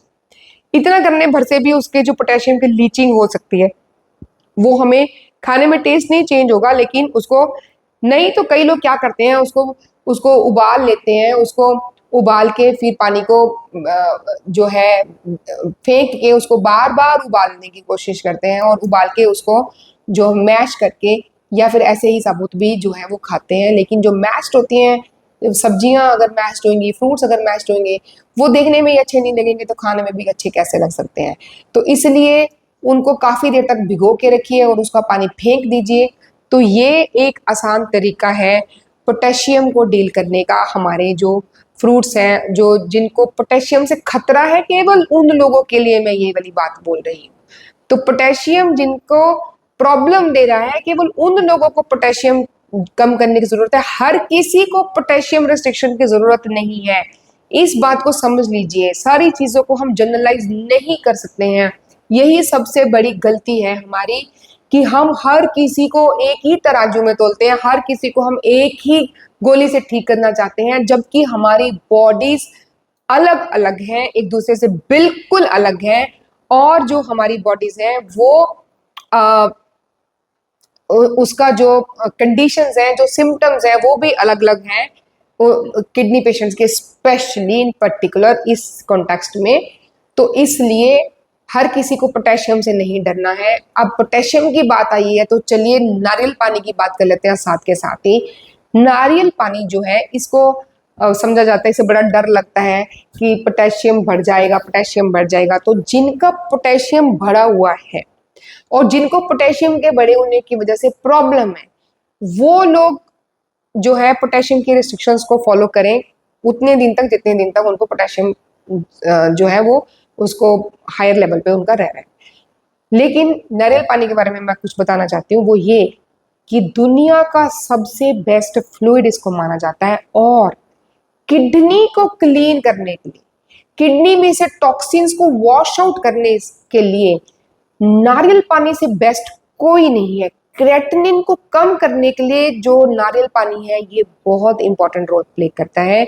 इसके बारे में कई सारे रिसर्च पेपर्स ऑनलाइन आपको मिल जाएंगे, जरूर सर्च करके पढ़िए कि किस तरह से नारियल पानी जो है वो क्रेटिनिन को कम करने में हमारी हेल्प करता है। लेकिन जो क्रेटिनिन जिनका पोटेशियम बढ़ा हुआ है उनको खास करके और दूसरे पेशेंट को भी करना क्या है कि इसको सिप सिप करके पीना है, धीरे धीरे करके पीना है। जिनका पोटेशियम बढ़ा हुआ है वो लोगों को भी अगर नारियल पानी लेना है तो वो एक नारियल पानी सुबह से लेकर शाम तक खत्म करेंगे। एक घूंट पी लिया, फिर कुछ देर के बाद एक घूंट पी लिया।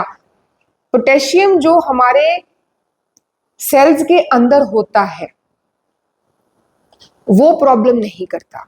हमारा 90 से भी ज्यादा परसेंट जो 90 क्यों 98% जो हमारा पोटेशियम है वो हमारे सेल्स के अंदर होता है और वही उनकी जगह है। लेकिन जब हमारी बॉडी में जो है इम्बैलेंस हो रखा है, हमारा जो फ्लूइड इम्बैलेंस हो रखा है खास करके, तो उस कंडीशन में जो हमारे सॉल्ट्स है वो भी इम्बैलेंस हो जाते हैं। तो जो दीवारें हैं ना सेल्स की वो सही से काम नहीं करती, तो उसकी वजह से पोटेशियम बाहर रह जाता है, वो पूरा का पूरा अंदर नहीं जा पाता। बाहर मतलब एक्स्ट्रा सेलुलर फ्लूइड्स में, सेल्स के बाहर भी फ्लूइड्स रहते हैं, तो उस फ्लूइड में जो पोटेशियम रहता है वो केवल 2% तक होता है पूरी बॉडी में। लेकिन जिन कंडीशन में पोटेशियम बढ़ा हुआ है हम मापते हैं उसमें मतलब सेल्स के अंदर ना हो गया, वो बाहर घूम रहा है फ्री। इसलिए उसको बाइंड करने के लिए अलग अलग चीजें दी जाती है, जैसे के बाइंड दिया जाता है कि उसको पकड़ के उसको सेल्स के अंदर ठूस दो, ये करो। लेकिन जरूरत क्या है, हमें सेल्स की वॉल्स की क्वालिटी को इम्प्रूव करना है, हमें अपने इलेक्ट्रोलाइट के बैलेंस को ठीक करना है। उसके लिए हमें इलेक्ट्रोलाइट्स लेने भी हैं, उनको बॉडी में से बाहर भी निकालने में लगातार, या जहां जहां वो होने चाहिए उनको वहां वहां भी भेजना है। तो ये बहुत इंपॉर्टेंट चीज है। तो इसलिए जो पोटेशियम है वो हमारे शरीर के लिए जरूरी है, बहुत जरूरी है। उसको बॉडी में से पूरी तरह से हम हटा नहीं सकते, हटाएंगे तो हम सरवाइव नहीं कर सकते। लेकिन जिन पेशेंट का पोटेशियम बढ़ा हुआ है, जिन पेशेंट के प्रॉब्लम दे रहा है, उन पेशेंट को जो है लीचिंग वो कर सकते हैं। वो धीरे धीरे करके एक एक सिप करके नारियल पानी ले सकते हैं। इस तरह से वो पोटेशियम की इनटेक को कंट्रोल कर सकते हैं, गाइड कर सकते हैं, ताकि वो सही जगह पे सही टाइम पे पहुंचती रहे। एकदम से हम बहुत ज्यादा दे देंगे तो बॉडी हमारी हैंडल नहीं कर पाएगी। अब इसीलिए क्योंकि पोटेशियम होम्योस्टेसिस जो है हमारी बॉडी का जो बैलेंस है उसको बनाने में इसका बहुत ज़रूरी है, रोल है। इसलिए किडनी फंक्शन के लिए भी ये बहुत ज़्यादा इम्पॉर्टेंट है, इसलिए इसका होना बहुत ज़्यादा ज़रूरी है। और ये हमारे ब्लड प्रेशर के रिडक्शन के लिए जो है बहुत ज़रूरी है। इसीलिए पोटेशियम की सप्लीमेंटेशन कई बार दी जाती है जिनका जो ब्लड प्रेशर है वो बहुत ज़्यादा हाई रहता है। तो ये देखिए कि पोटेशियम जो है, इतना पोटेशियम 70 से लेके 100 मिली इक्विवेलेंट पर डे जो है हम खाते हैं, उसमें से ज़्यादातर जो पोटेशियम है वो हमारे सेल्स के अंदर चला जाता है। कुछ पोटेशियम हमारा बाहर रह जाता है। उनमें से भी जो बाहर रह गया उसमें से भी 90% पोटेशियम जो है यूरिन में बाहर निकल जाता है और 10% जो है स्टूल में बाहर निकल जाता है। इसलिए जिनको पोटेशियम बढ़ा हुआ है उस पेशेंट्स को हम एनीमा देते हैं, ताकि उनके स्टूल के जरिए हमारी जो पोटेशियम है वो बाहर निकल जाए हमारी बॉडी में से। इसलिए जिनका पोटेशियम बढ़ा हुआ है उनको अगर मैनेज करना है तो उनको एनीमा दीजिए, सबसे आसान तरीका है। स्टूल में से आपने देख लिया 10% तक जो पोटेशियम है वो हमारे स्टूल में से, मल में से भी बाहर निकल सकता है। अगर पेशाब अच्छे से नहीं आ रहा, उस सिचुएशन में बहुत ज़रूरी हो जाता है कि उस पेशेंट को स्टूल अच्छे से आए। तो ये एक लिंक है जो मैंने नीचे दिया हुआ है, आपके पास जो पीपीटीज आई हैं उसमें ये लिंक है। आप इस लिंक पे क्लिक करके इसमें जाके इस पोटेशियम के बारे में और पढ़ सकते हैं कि किस तरह से ये हमारे शरीर में काम करता है। कैल्शियम भी एक इम्पॉर्टेंट इलेक्ट्रोलाइट है हमारी बॉडी का, जो कि हमारे मसल्स को सिग्नल्स देने में, नर्व्स को सिग्नल इधर उधर भेजने में, हमारे हार्ट के मसल्स को बीट करने में, उसकी जो रिदम है, उसकी जो इलेक्ट्रिसिटी है, उसको कंडक्शन में, हमारी बोन्स की, हमारे दांतों की हेल्थ को मेंटेन करने में बहुत ज़रूरी है ये जो कैल्शियम है। तो इसलिए खाना खाना बहुत ज़रूरी है, क्योंकि उसी में से हमें कैल्शियम मिलेगा। अब ज़्यादा कैल्शियम हो गया तो ये सारी दिक्कतें जो हैं पेशेंट को आ सकती हैं। हाँ, कम रह गया तो ये सारी दिक्कतें आ सकती हैं। ये आपके रेफरेंस के लिए मैंने यहाँ दिया है। इनके बारे में अगर हम बहुत ज़्यादा डिस्कशन करेंगे तो खाने के बारे में जो डिस्कशन है वो रह जाएगा। सोर्सेज की बात कर लेते हैं। पेरिटोनियल डायलिसिस में बहुत ज़्यादा लॉस होता है कैल्शियम का, उस वजह से बोन्स बहुत वीक हो जाती हैं, हॉलो हो जाती हैं। तो इमली एक बहुत अच्छा सोर्स है, खाना बनाते हुए हम इसका यूज़ कर सकते हैं इमली की। ये कैल्शियम का भी बहुत अच्छा सोर्स है। और दूध है, और जो डार्क ग्रीन्स है यानी हरे पत्ते वाली जो सब्जियां हैं वो भी कैल्शियम का बहुत अच्छा सोर्स होती हैं। तो इनको हमें अपने डाइट में शामिल करना है। दूध, जब भी मैं बात करूं तो दूध माने देसी गाय का दूध, वो गाय जिसको हमने खुद पाला है, जिसकी हम खुद सेवा कर रहे हैं, या जो हमारी नजरों के सामने पली बड़ी है, जिसको कोई केमिकल्स नहीं दिए जा रहे हैं, जो इधर उधर घूम घूम के चारा खाते हुए दूध देती है, उस गाय का ही केवल दूध देना है। और वो दूध भी जो है केवल 100 ml देना है। ये हम आगे बात करेंगे इसके बारे में। ऐसे ही फॉस्फेट है, फॉस्फेट के बारे में हम बात कर चुके हैं। फॉस्फोरस के बारे में ये ज़्यादा होती है, कम होती है, उससे क्या होता है, ये वो स्लाइड्स है। तो फॉस्फेट्स, एनिमल फूड के जो फॉस्फेट है वो 60% तक हम लोग एब्जॉर्ब कर लेते हैं। इसके अलावा जो एडिटिव्स रहते हैं, एडिटिव्स माने जो किसी खाने की फ्लेवर को बढ़ाने में जो यूज होते हैं उनको एडिटिव्स बोलते हैं। तो बहुत सारा जो जंक फूड है, जो फास्ट फूड है, उन सब में एडिटिव्स रहते हैं। बहुत सारा जो प्रिजर्वेटिव डब्बे वाला फूड है उसमें एडिटिव्स रहते हैं, उनको कलर्स डाले जाते हैं, उनके फ्लेवर डाले जाते हैं, वो सभी हाई इन फॉस्फेट होते हैं। इसलिए वो बिल्कुल नहीं खाना, बेकरी नहीं खाना, फास्ट फूड नहीं खाना। जो प्रिजर्वेटिव्स यूज किए जाते हैं चीज़ों को शेल्फ लाइफ बढ़ाने के लिए, वो भी फॉस्फोरस में बहुत रिच होते हैं, तो उसको नहीं खाना। सोल्यूशन क्या है? वाटर, जैसा हमने पहले डिस्कस कर लिया, बहुत सारा पानी यूज करना है धोने में, उसको भिगोने में और उसको पकाने में खाने को। और बाइकार्बोनेट्स हैं, एसिडोसिस, अल्कलोसिस, ये क्या होते हैं ये मैंने बताया है। अगर आपके कुछ भी क्वेरीज रहेंगे आप बाद में भी मुझे मैसेज कर सकते हैं, ग्रुप में मैसेज कीजिए, चाहे आप जो एक नंबर और दिया गया है उस पर मैसेज कीजिए 9041777297 पे। इसी तरह से ये क्लोराइड है, इसके बारे में ज़्यादा बात नहीं की जाती, इसलिए मैंने इसको काफ़ी ज़्यादा डिटेल में यहाँ पे लिखा है, आप इसको पढ़िए। क्या होता है अगर क्लोराइड कम है हमारे शरीर में या ज़्यादा है, तो हमारा जो ब्लड है अगर ज़रूरत से ज़्यादा ना तो एल्कलाइन होना चाहिए, ना ज़रूरत से ज़्यादा ये एसिडिक होना चाहिए, इसलिए क्लोराइड की मात्रा को भी बना के रखना बहुत ही इम्पॉर्टेंट है। अब बात करते हैं फ्लूइड्स की। फ्लूइड्स की बात करने के लिए बात करते हैं कि जो किडनी पेशेंट रहते हैं उनकी फ्लूइड की रिस्ट्रिक्शन रहती है, यानी उसको बोलते हैं कि 1 से 1.5 लीटर, 1 लीटर पानी भी कभी कभी नहीं देते पेशेंट को पीने के लिए, क्योंकि उनका पेशाब नहीं आ रहा। और जिनका पेशाब नहीं आ रहा वो ज़्यादातर वो पेशेंट होते हैं जो डायलिसिस पे चले जाते हैं। तो डायलिसिस वाले पेशेंट को पानी पीना बिल्कुल बंद कर देते हैं, उनका पेशाब नहीं आ रहा, पानी पीना बिल्कुल बंद कर दिया, kidney function shut down, total shut down, उनको डायलिसिस पे ही जाना पड़ेगा और इवेंचुअली वो ट्रांसप्लांट्स करवाने पड़ते हैं। तो फ्लूइड्स की रेस्ट्रिक्शन लगा दी जाती है बहुत ज़्यादा, लेकिन फ्लूइड पानी सफाई करने के लिए बहुत ज़रूरी है। जितना मर्जी हम घर में झाड़ू लगा लें, जब तक पानी नहीं इस्तेमाल करेंगे सफाई नहीं होती। जितना मर्जी हम अपनी बॉडी को किसी चीज़ से रगड़ लें, पानी नहीं डालेंगे सफाई नहीं होगी। हम हाथ पे साबुन लगाते हैं, सिर में शैम्पू लगाते हैं, कुछ भी करते हैं, इवेंचुअली हमें पानी का इस्तेमाल करना पड़ता है सफाई के लिए। तो यहाँ से हमें इम्पोर्टेंस समझनी चाहिए कि पानी की कितनी इम्पोर्टेंस है हमारी लाइफ में, फ्लूइड्स की कितनी इम्पोर्टेंस है। तो इसको जिनको फ्लूइड रिस्ट्रिक्शंस फॉलो करनी है उनके लिए ये कुछ हैक्स हैं। नंबर 1, वो बार बार ब्रश करें। बार बार ब्रश करने से पेशेंट को बहुत ज़्यादा प्यास नहीं लगती, तो वो जिनको फ्लूइड की रिस्ट्रिक्शंस फॉलो करने हैं उन पेशेंट के लिए खास करके मैं बता रही हूँ कि बार बार वो ब्रश करेंगे, उनका मुंह सूखेगा नहीं, तो उनको बहुत ज़्यादा प्यास नहीं लगेगी। दूसरा, कोई एक आइस क्यूब, हालांकि ये मैं बहुत ज़्यादा रिकमेंड नहीं करूँगी, लेकिन ये एक अच्छी रेमेडी है कि आप उसको चूसते रहिए तो पानी की मात्रा कम गई लेकिन प्यास बुझ जाती है। सर्दियों में ये नहीं कर सकते।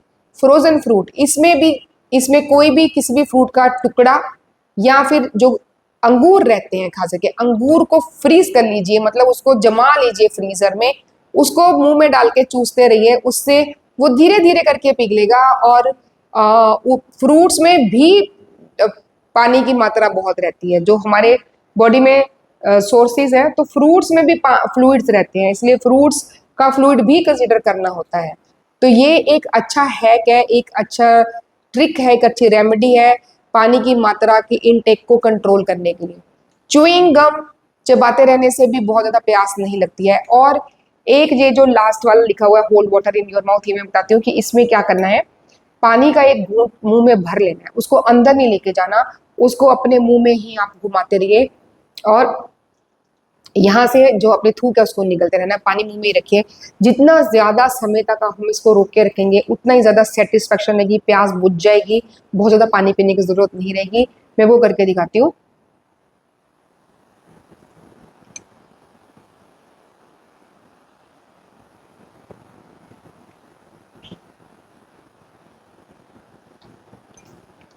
मैंने तो अभी एकदम से इसको पी लिया क्योंकि मुझे भी बात करना है, अदरवाइज इस तरह से मुंह में पानी रख के हम लोग उसको अगर मुंह में घुमाते रहेंगे और यहाँ से हम अपने थूक को निगलते रहेंगे तो वो धीरे धीरे करके जो पानी है एब्जॉर्ब होगा और हमें बहुत सेटिस्फेक्शन मिलेगी, प्यास बुझ जाएगी, बहुत ज़्यादा पानी पीना नहीं पड़ेगा।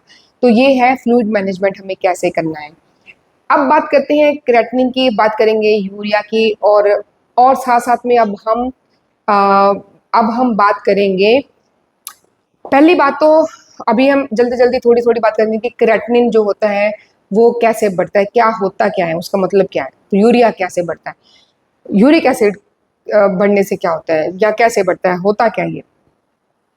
और आज हम बात करने वाले हैं ऐसी हर्ब्स की जो आयुर्वेद में लिखी हुई हैं, ये मैं आपको आज बताने वाली हूँ, जो कि आप अपने घर में रहते हुए हर किडनी पेशेंट ले सकता है, हर किडनी पेशेंट को हम दे सकते हैं, उसकी डाइट का ही हिस्सा बना लीजिए। शुरू करते हैं क्रेटिनिन से।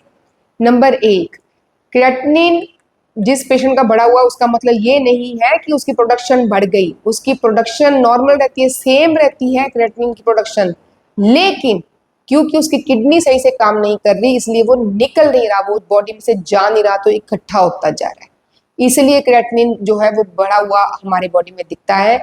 लेकिन उसका मतलब ये नहीं कि उसकी प्रोडक्शन यानी कि उसकी जो उसकी मात्रा है हमारे शरीर में ज्यादा बन रही है, ज्यादा बन नहीं रही है, वो निकल नहीं पा रही है, तो इसलिए वो जमता जाता है, एक्यूमुलेट होता जाता है हमारी बॉडी में। एक्चुअली क्रिएटिनिन क्या है? जो हमारे मसल्स हैं वो जब एक्टिविटी करते हैं उसको बोलते हैं मेटाबॉलिज्म, तो इसका एंड प्रोडक्ट है, इससे क्रिएटिनिन निकलता है। तो जितनी ज्यादा मस्कुलर एक्टिविटी होगी उतना ही क्रिएटिनिन जो है वो निकलेगा। इसी वजह से किडनी पेशेंट्स को एक्टिविटी करने से, एक्सरसाइज करने से मना किया जाता है, उनको रेस्ट करने के लिए बोला जाता है, कम से कम मसल्स को यूज करने के लिए बोला जाता है, स्पेशली जिनकी क्रिएटिनिन हाई है उन लोगों को। जो लोग जिम करते हैं उनका नॉर्मली ही क्रिएटिनिन ज्यादा रहता है।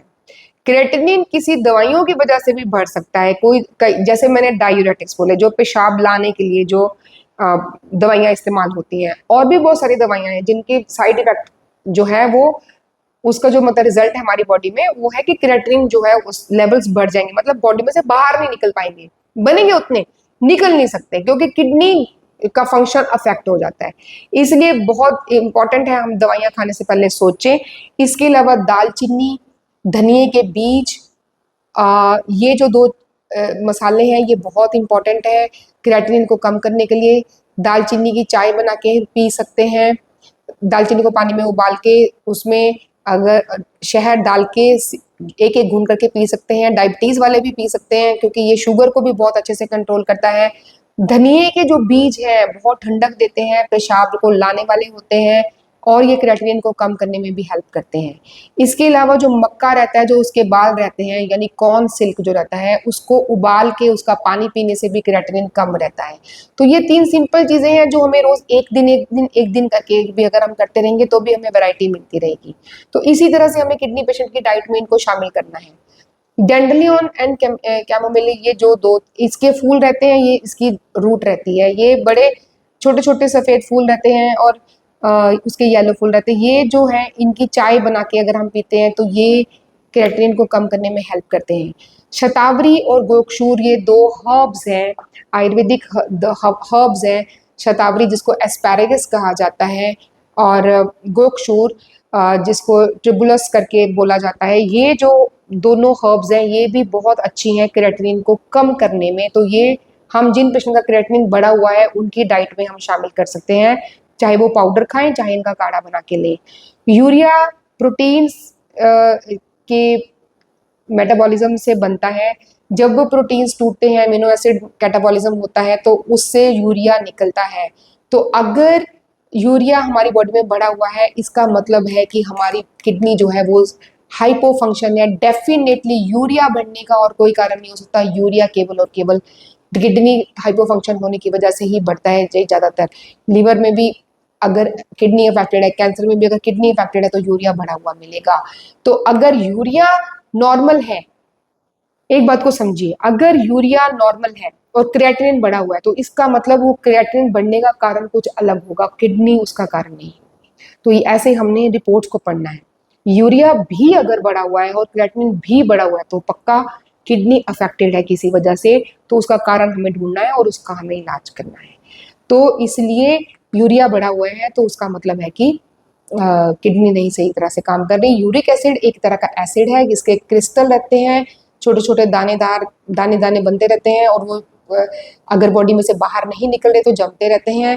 प्यूरिन्स नाम का एक प्रोटीन रहता है जो ज्यादातर दालों में पाया जाता है, पनीर में भी होता है। इसको ज्यादा खाने से जिनकी बॉडी का मेटाबॉलिज्म सही काम नहीं कर रहा उनकी बॉडी में इनका जो एंड प्रोडक्ट है वो सही मेटाबोलाइज नहीं होके वो यूरिक एसिड बनता रहता है और वो शरीर में जमता रहता है। या तो कहीं कहीं वो जॉइंट्स में जम जाएगा, लीवर में जम जाएगा, लंग्स में जम जाएगा, ब्रेन में भी जम सकता है, कहीं पे भी जम सकता है। तो जिनका जिन जिन पेशेंट की पेरेन्काइमल सेल्स, यानी कि जिनकी किडनी के पेरेन्काइमल सेल्स, जो जिनके किडनी के सेल्स सही से काम नहीं करे, उन्हीं पेशेंट की जीएफआर कम होगी। तो अगर जीएफआर काम आ रही है तो समझ लीजिए कि पेरेन्काइमा जो है वो सही से काम नहीं कर रहा। लेकिन इंपॉर्टेंट चीज ये है कि टेस्ट कभी भी एक सिंगल लैब से करवा के उस पर विश्वास नहीं करना है, उसको हमेशा मल्टीपल जगह से करवाइए, चाहे नाम बदल दीजिए पेशेंट का फिर करवाइए, तो ताकि हमें श्योर हो जाए कि जो रिपोर्ट है वो सही है। तो इसको कम करने के लिए जो गिलोय है वो बहुत अच्छा काम करता है। गिलोय मिल्क, पीछे भी मैंने मिल्क की बात की तो यहाँ मैं बताती हूँ कि 100 ml दूध, गाय का दूध लेना है और उसमें 15 ग्राम अगर हम गिलोय डालते हैं और उसमें 100 ml ही पानी डाल के इन तीन चीजों को, यानी 15 ग्राम गिलोय, 100 ml दूध, 100 ml इसमें पानी डाल के धीमी आंच में पकाना है। धीरे धीरे करके पानी पूरा उड़ जाएगा, केवल दूध 100 ml बच जाए, उस समय इसको छान लेना है और धीरे धीरे सिप सिप सिप सिप करके पेशेंट को पीते रहना है। तो यूरिक एसिड जिनका बढ़ता है, चाहे वो किडनी पेशेंट है चाहे नहीं, और किडनी पेशेंट इन पर्टिकुलर है, तो ये जो गिलोय वाला दूध है ये बहुत अच्छा है। मैं तो ये भी कहूंगी कि दूध अगर पीना है किडनी पेशेंट को तो उनको ऐसे ही पीना है, गिलोय के साथ पकाकर ही पीना है।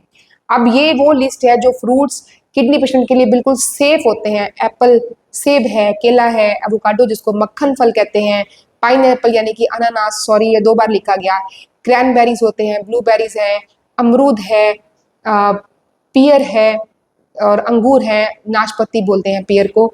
ये जो है ये किडनी पेशेंट के लिए सेफ फ्रूट्स की लिस्ट है, पीपीटी आपके पास है, आप उसमें देख सकते हैं दोबारा से भी। एनीमिया, ब्लड बहुत कम हो जाता है, एचबी बहुत कम हो जाता है किडनी पेशेंट का।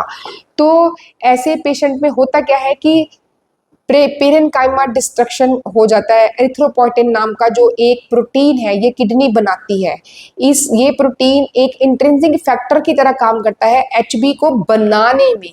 तो ये नहीं है तो एचबी बनेगा नहीं, नंबर 1। दूसरा, उसका पेरेन्काइमा कम होने की वजह से उसके आरबीसी कम हो गए, और तीसरा, ब्लड एसिडिक हो गया, उस वजह से आरबीसी की लाइफ स्पेन, उसकी जिंदगी कम होगी, वो मरते जाएंगे जितना ब्लड हमारा एसिडिक होगा। तो इन तीनों की वजह से, और आयरन डेफिशिएंसी क्योंकि वो न्यूट्रिशन नहीं ले पा रहा या उसकी बॉडी एब्जॉर्ब नहीं कर पा रही, तो इसकी वजह से बॉडी में एनीमिया होता है। तो इसलिए, और जब एरिथ्रोपोइसिस यानी कि ब्लड बनने की जो प्रक्रिया है वो ठीक से नहीं हो रही, कम हो रही है, उससे क्या होता है, जो बोन्स हैं वो उनके अंदर फाइब्रोसिस होना शुरू हो जाता है, उस वजह से प्लेटलेट्स बहुत कम हो जाते हैं। तो ये देखना है, अगर एचबी कम है ऊपर से प्लेटलेट्स भी कम है, इसका मतलब बोन मैरो जो है वो फाइब्रोसिस बॉडी में शुरू हो चुका है। प्लेटलेट्स कम होने का कारण हमेशा डेंगू नहीं होता, हमेशा चिकनगुनिया नहीं होता, हमेशा वायरल फीवर नहीं होता। बहुत सारे पेशेंट्स में प्लेटलेट्स कम होते हैं लेकिन हमें समझ नहीं आता कि क्यों इसके प्लेटलेट्स कम हो रहे हैं। कोई बुखार नहीं हुआ, कोई इन्फेक्शन नहीं है, कुछ नहीं है, प्लेटलेट्स किस लिए कम होते जा रहे हैं। अगर एचबी कम है और साथ में बिना किसी वजह से प्लेटलेट्स कम है तो समझ लीजिए कि ऐसा पेशेंट जो है उसकी जो बोन मैरो है वो फाइब्रोस होना शुरू हो गए हैं, और ऐसे पेशेंट में ब्लीडिंग का खतरा बहुत बढ़ जाता है जिनका प्लेटलेट काउंट बहुत कम हो जाता है। आयुर्वेदिक दृष्टि से बॉडी में वात और कफ यानी कि एयर और वाटर एलिमेंट जो है वो इम्बैलेंस्ड हो जाते हैं, जिसमें कि वात ज्यादा है यानी कि एयर एलिमेंट ज्यादा डिस्टर्ब होता है। जहां ज्यादा हवा होगी वो उतना सुखाएगी, उतना ही डीजनरेशन होगी, उतना ही वो डिस्ट्रक्शन करेगा। तो किडनी में भी जो है डीजनरेशन है, क्षय है, सिकुड़ जा रही है किडनीज, तो हम इसको वात दोष मानते हैं। बॉडी में अग्नि मानते, ये आयुर्वेद में लिखा हुआ है, जिसको कि लो एपिटाइट हम बोलते हैं। स्रोतोसंग यानी कि इम्पेयर डायूरेसिस, स्रोतोसंग मतलब जो चैनल्स हैं वो ऑब्स्ट्रक्ट हो रहे हैं, वो काम नहीं कर रहे, तो यूरिन नहीं बन रहा। तो देखिए कितनी ब्यूटीफुली आयुर्वेद में इसको एक्सप्लेन किया हुआ है। विमार्ग गमन यानी जिधर जाना चाहिए उससे उल्टी दिशा में चीजें जा रही हैं, जो फ्लूइड और इलेक्ट्रोलाइट्स बॉडी में से बाहर निकलने चाहिए थे वो रिटेन हो रहे हैं बॉडी में, उल्टी दिशा में जा रहे हैं। और रस, अग्नि और स्रोतस मतलब हमारी बॉडी में हमने देखना क्या है, मेटाबॉलिज्म को देखना है, हमें अग्नि को देखना है और हमें उसके चैनल्स को क्लियर करना है। तो न्यूट्रिएंट्स और मेटाबॉलिज्म और एंजाइम्स, ये तीनों को मैंने ऐसे इसमें बता दिया कि इन तीनों की इन्वॉल्वमेंट होती है। आयुर्वेदिक पॉइंट ऑफ व्यू से भी बिल्कुल यही बोला गया है। तृण पंचमूल, तृण पंचमूल एक 5 तरह के छोटे पौधों की रूट्स होते हैं, उनके मूल होते हैं, उनकी जड़ होती है, उसका ये कॉम्बिनेशन रहता है। तृण-पंचमूल किडनी पेशेंट के लिए बहुत अच्छा है, स्पेशली जिनका एचबी कम होता है और जिनको पेशाब आने में जो है वो दिक्कत होती है। ये देखिए, ये वात और पित्त शामक है, डायूरेटिक है, पेशाब लाने में मदद करता है, किडनी को स्टिमुलेट करता है कि वो हार्मोन भी बनाए, हीमोपोएटिक है तो ब्लड को बढ़ाने में, यानी जिनका एचबी कम है उनको तृण-पंचमूल जरूर लेना है। ध्यान से रखिए, एनीमिया है, लेना ही है तृण-पंचमूल। और मूत्रविरेचनीय दशमनी, यानी ये जो हमारे आयुर्वेद में ना 10-10 ड्रग्स के ग्रुप्स बताए गए हैं जिनमें अलग अलग बीमारियों के लिए। चरक का जो पहला पार्ट है जिसको सूत्र स्थान बोलते हैं, उसका चैप्टर नंबर जो 4 है उसमें 50 दशमनी बताए गए, 50 ऐसे हर्ब्स के ग्रुप्स बताए गए हैं जो अलग अलग बॉडी के डिसफंक्शन को करेक्ट करते हैं। तो अगर बॉडी में यूरिन नहीं बन रहा तो मूत्रविरेचनीय दशमनी हमें चाहिए। उसका उसमें 10 ड्रग्स है, उसमें से 5 ये तृण-पंचमूल के हैं। अगर अगर किसी को अस्थमा है, सांस लेने में दिक्कत है, एनीमिया है या बॉडी में फ्री रेडिकल्स हैं, तो ये एंटीऑक्सीडेंट्स की तरह काम करता है तृण-पंचमूल। तो इस तरह से हमें अपने पेशेंट के लिए इसको चूज करना है। शतावरी बहुत अच्छी है, एस्पैरेगस बोलते हैं इसको, इसकी रूट लेनी है, मूल जड़ लेनी है। ये भी पेशाब लाने में हेल्प करती है, बॉडी की एसिडिटी को कम करती है, बॉडी को रिजुविनेट करती है, रसायन बोला जाता है जो रिजुविनेशन करते हैं हमारी बॉडी में। और क्रेटिनिन को कम करने में शतावरी बहुत हेल्पफुल है। तो इसलिए जिनकी क्रेटिनिन बहुत बढ़ गई है और बॉडी बहुत वीक हो गई है और उनको पेशाब नहीं आ रहा और बॉडी में एसिडिटी बहुत बढ़ गई है, ऐसे पेशेंट को हमने शतावरी जरूर देनी है। फिर है रसायन यानी कि रिजुविनेशन। ये क्या होता है, देखिए बॉडी में वात दोष खराब हो रखा है, मतलब वो इम्बैलेंस हो रखा है, उसकी बॉडी से डीजनरेशन हो रही है, तो समझो इसको बल देने की जरूरत है, स्ट्रेंथ देने की जरूरत है, उसके लिए रिजुविनेशन करने की जरूरत है। सेल्स डेड हो रहे हैं, सिकुड़ रहे हैं, उनको रिजुविनेट करने की जरूरत है। तो रसायन चिकित्सा बोलते हैं आयुर्वेद में इसको। तो जो स्पेशल टिश्यू हीलिंग प्रॉपर्टीज होती हैं उसकी वजह से किसी भी हर्ब को रसायन बोला जाता है। फॉर एग्जाम्पल किडनी पेशेंट के लिए शतावरी, गोखरू, आंवला और गिलोय, ये 4 चीजें जो है रसायन है, रिजुविनेशन है। ये चारों हर्ब्स कोई भी किडनी पेशेंट जरूर ले, चाहे उसके फेलियर का कुछ भी कारण हो। आगे हम देखते हैं, ये शतावरी, गोखरू, आंवला, पुनर्नवा, गिलोय, नीम की छाल, पीपल की छाल, पत्थर चट्टा, इन सबको बराबर बराबर क्वांटिटी में मिला लीजिए और उनको 1 चम्मच सुबह 1 चम्मच शाम को हर किडनी पेशेंट जो है वो जरूर ले। देखिए इस लिस्ट को ध्यान से, और ये लिस्ट की हर्ब्स को मंगा लेना है, इसको बराबर बराबर मात्रा में मिला के पीस लेना है और इसका 1 चम्मच सुबह 1 चम्मच शाम किडनी पेशेंट को देना है। रसायन के लिए, बॉडी को स्ट्रेंथ देने के लिए, सेल्स को दोबारा से वो ग्रो हो उसके लिए बहुत जरूरी है किडनी पेशेंट्स के लिए। और हर्ब्स, गोखरू क्या करती है, गोखरू गोखशुरू भी बोलते हैं इसको, ये क्रेटिन को कम करता है, डायूरेटिक है, पेशाब लाने में हेल्प करता है, बॉडी को स्ट्रेंथन करता है। पत्थर चट्टा जो है ये कफ पित्त शामक है, किडनी स्टोन के लिए इस्तेमाल होता है, लेकिन हर किडनी पेशेंट इसको ले सकता है। नीम की छाल एंटी इन्फ्लामेटरी है, पीपल की छाल भी सूजन को कम करती है, ये दोनों इसलिए लेना जरूरी है। कामदुदा, कामदुदा एक हर्बल प्रेपरेशन है, ये भी पेशाब लाती है, सूदिंग होती है और हमारी एपिटाइट को बढ़ाती है। मूत्रवे स्रोतस यानी कि वो चैनल जिनमें यूरिन बनता है, इनके लिए पार एक्सीलेंस है माना जाता है पुनर्नवा, जो कि एंटी इन्फ्लामेटरी है और सूजन के लिए इस्तेमाल होता है। इसका एक कॉम्बिनेशन है पुनर्नवा मंडूर, ये भी हम हर किडनी पेशेंट को दे सकते हैं क्योंकि ये एसिडिटी कम करता है हमारी बॉडी में, एनीमिया को ठीक करता है, पांडु एनीमिया को कहा जाता है, हमारी बॉडी की नॉर्मलिटी बढ़ाता है क्योंकि ये रसायन है, रिजुविनेटर है, हमारी डाइजेशन को इम्प्रूव करता है क्योंकि ये अग्निवर्धन है, हमारा मेटाबॉलिज्म को इम्प्रूव करता है। पुनर्नवा एंटी इन्फ्लामेटरी और मंडूर ये लीवर के ऊपर काम करके हमारी बॉडी के सूजन कम करते हैं। और इसमें जो आयरन का सॉल्ट है, जो फेरिक एंड फेरस फ्रैक्शंस है इसमें, फेरिक ऑक्साइड, ये जो है हमारे लिविंग सेल्स को देना बहुत जरूरी है, बहुत जरूरी है। और इसमें ये रहता है तो वो सेल्स बड़े अच्छे से ले लेते हैं लिविंग सेल्स, इसलिए ये हमारे बॉडी में ब्लड को बनाने के लिए बहुत जरूरी है। तो जिनको एनीमिया है, जिनकी बॉडी में फ्लूइड भर जाता है, सूजन आ जाती है, उन सब को ये पुनर्नवा मंडूर हमने देना है। ये कुछ जो लिंक्स हैं आपकी पीपीटी में है, ये सारे लिंक्स, ये कुछ रिसर्च पेपर्स हैं जो कि आयुर्वेदिक मेडिसिन से या आयुर्वेदिक ट्रीटमेंट से, आयुर्वेदिक थेरेपी से, आयुर्वेदिक प्रोसीजर से डिफरेंट किडनी के पेशेंट्स के जो रिकवरी हुई उसके ऊपर ये रिसर्च पेपर्स हैं। आप इनको पढ़िए, ज़रूर पढ़िए, कैसे किया, क्या किया, इसको हम समझिए ताकि हम दूसरों की हेल्प कर सकें, अपनी भी हेल्प कर सकें। तो ये जो है इसमें जो है ये हमारा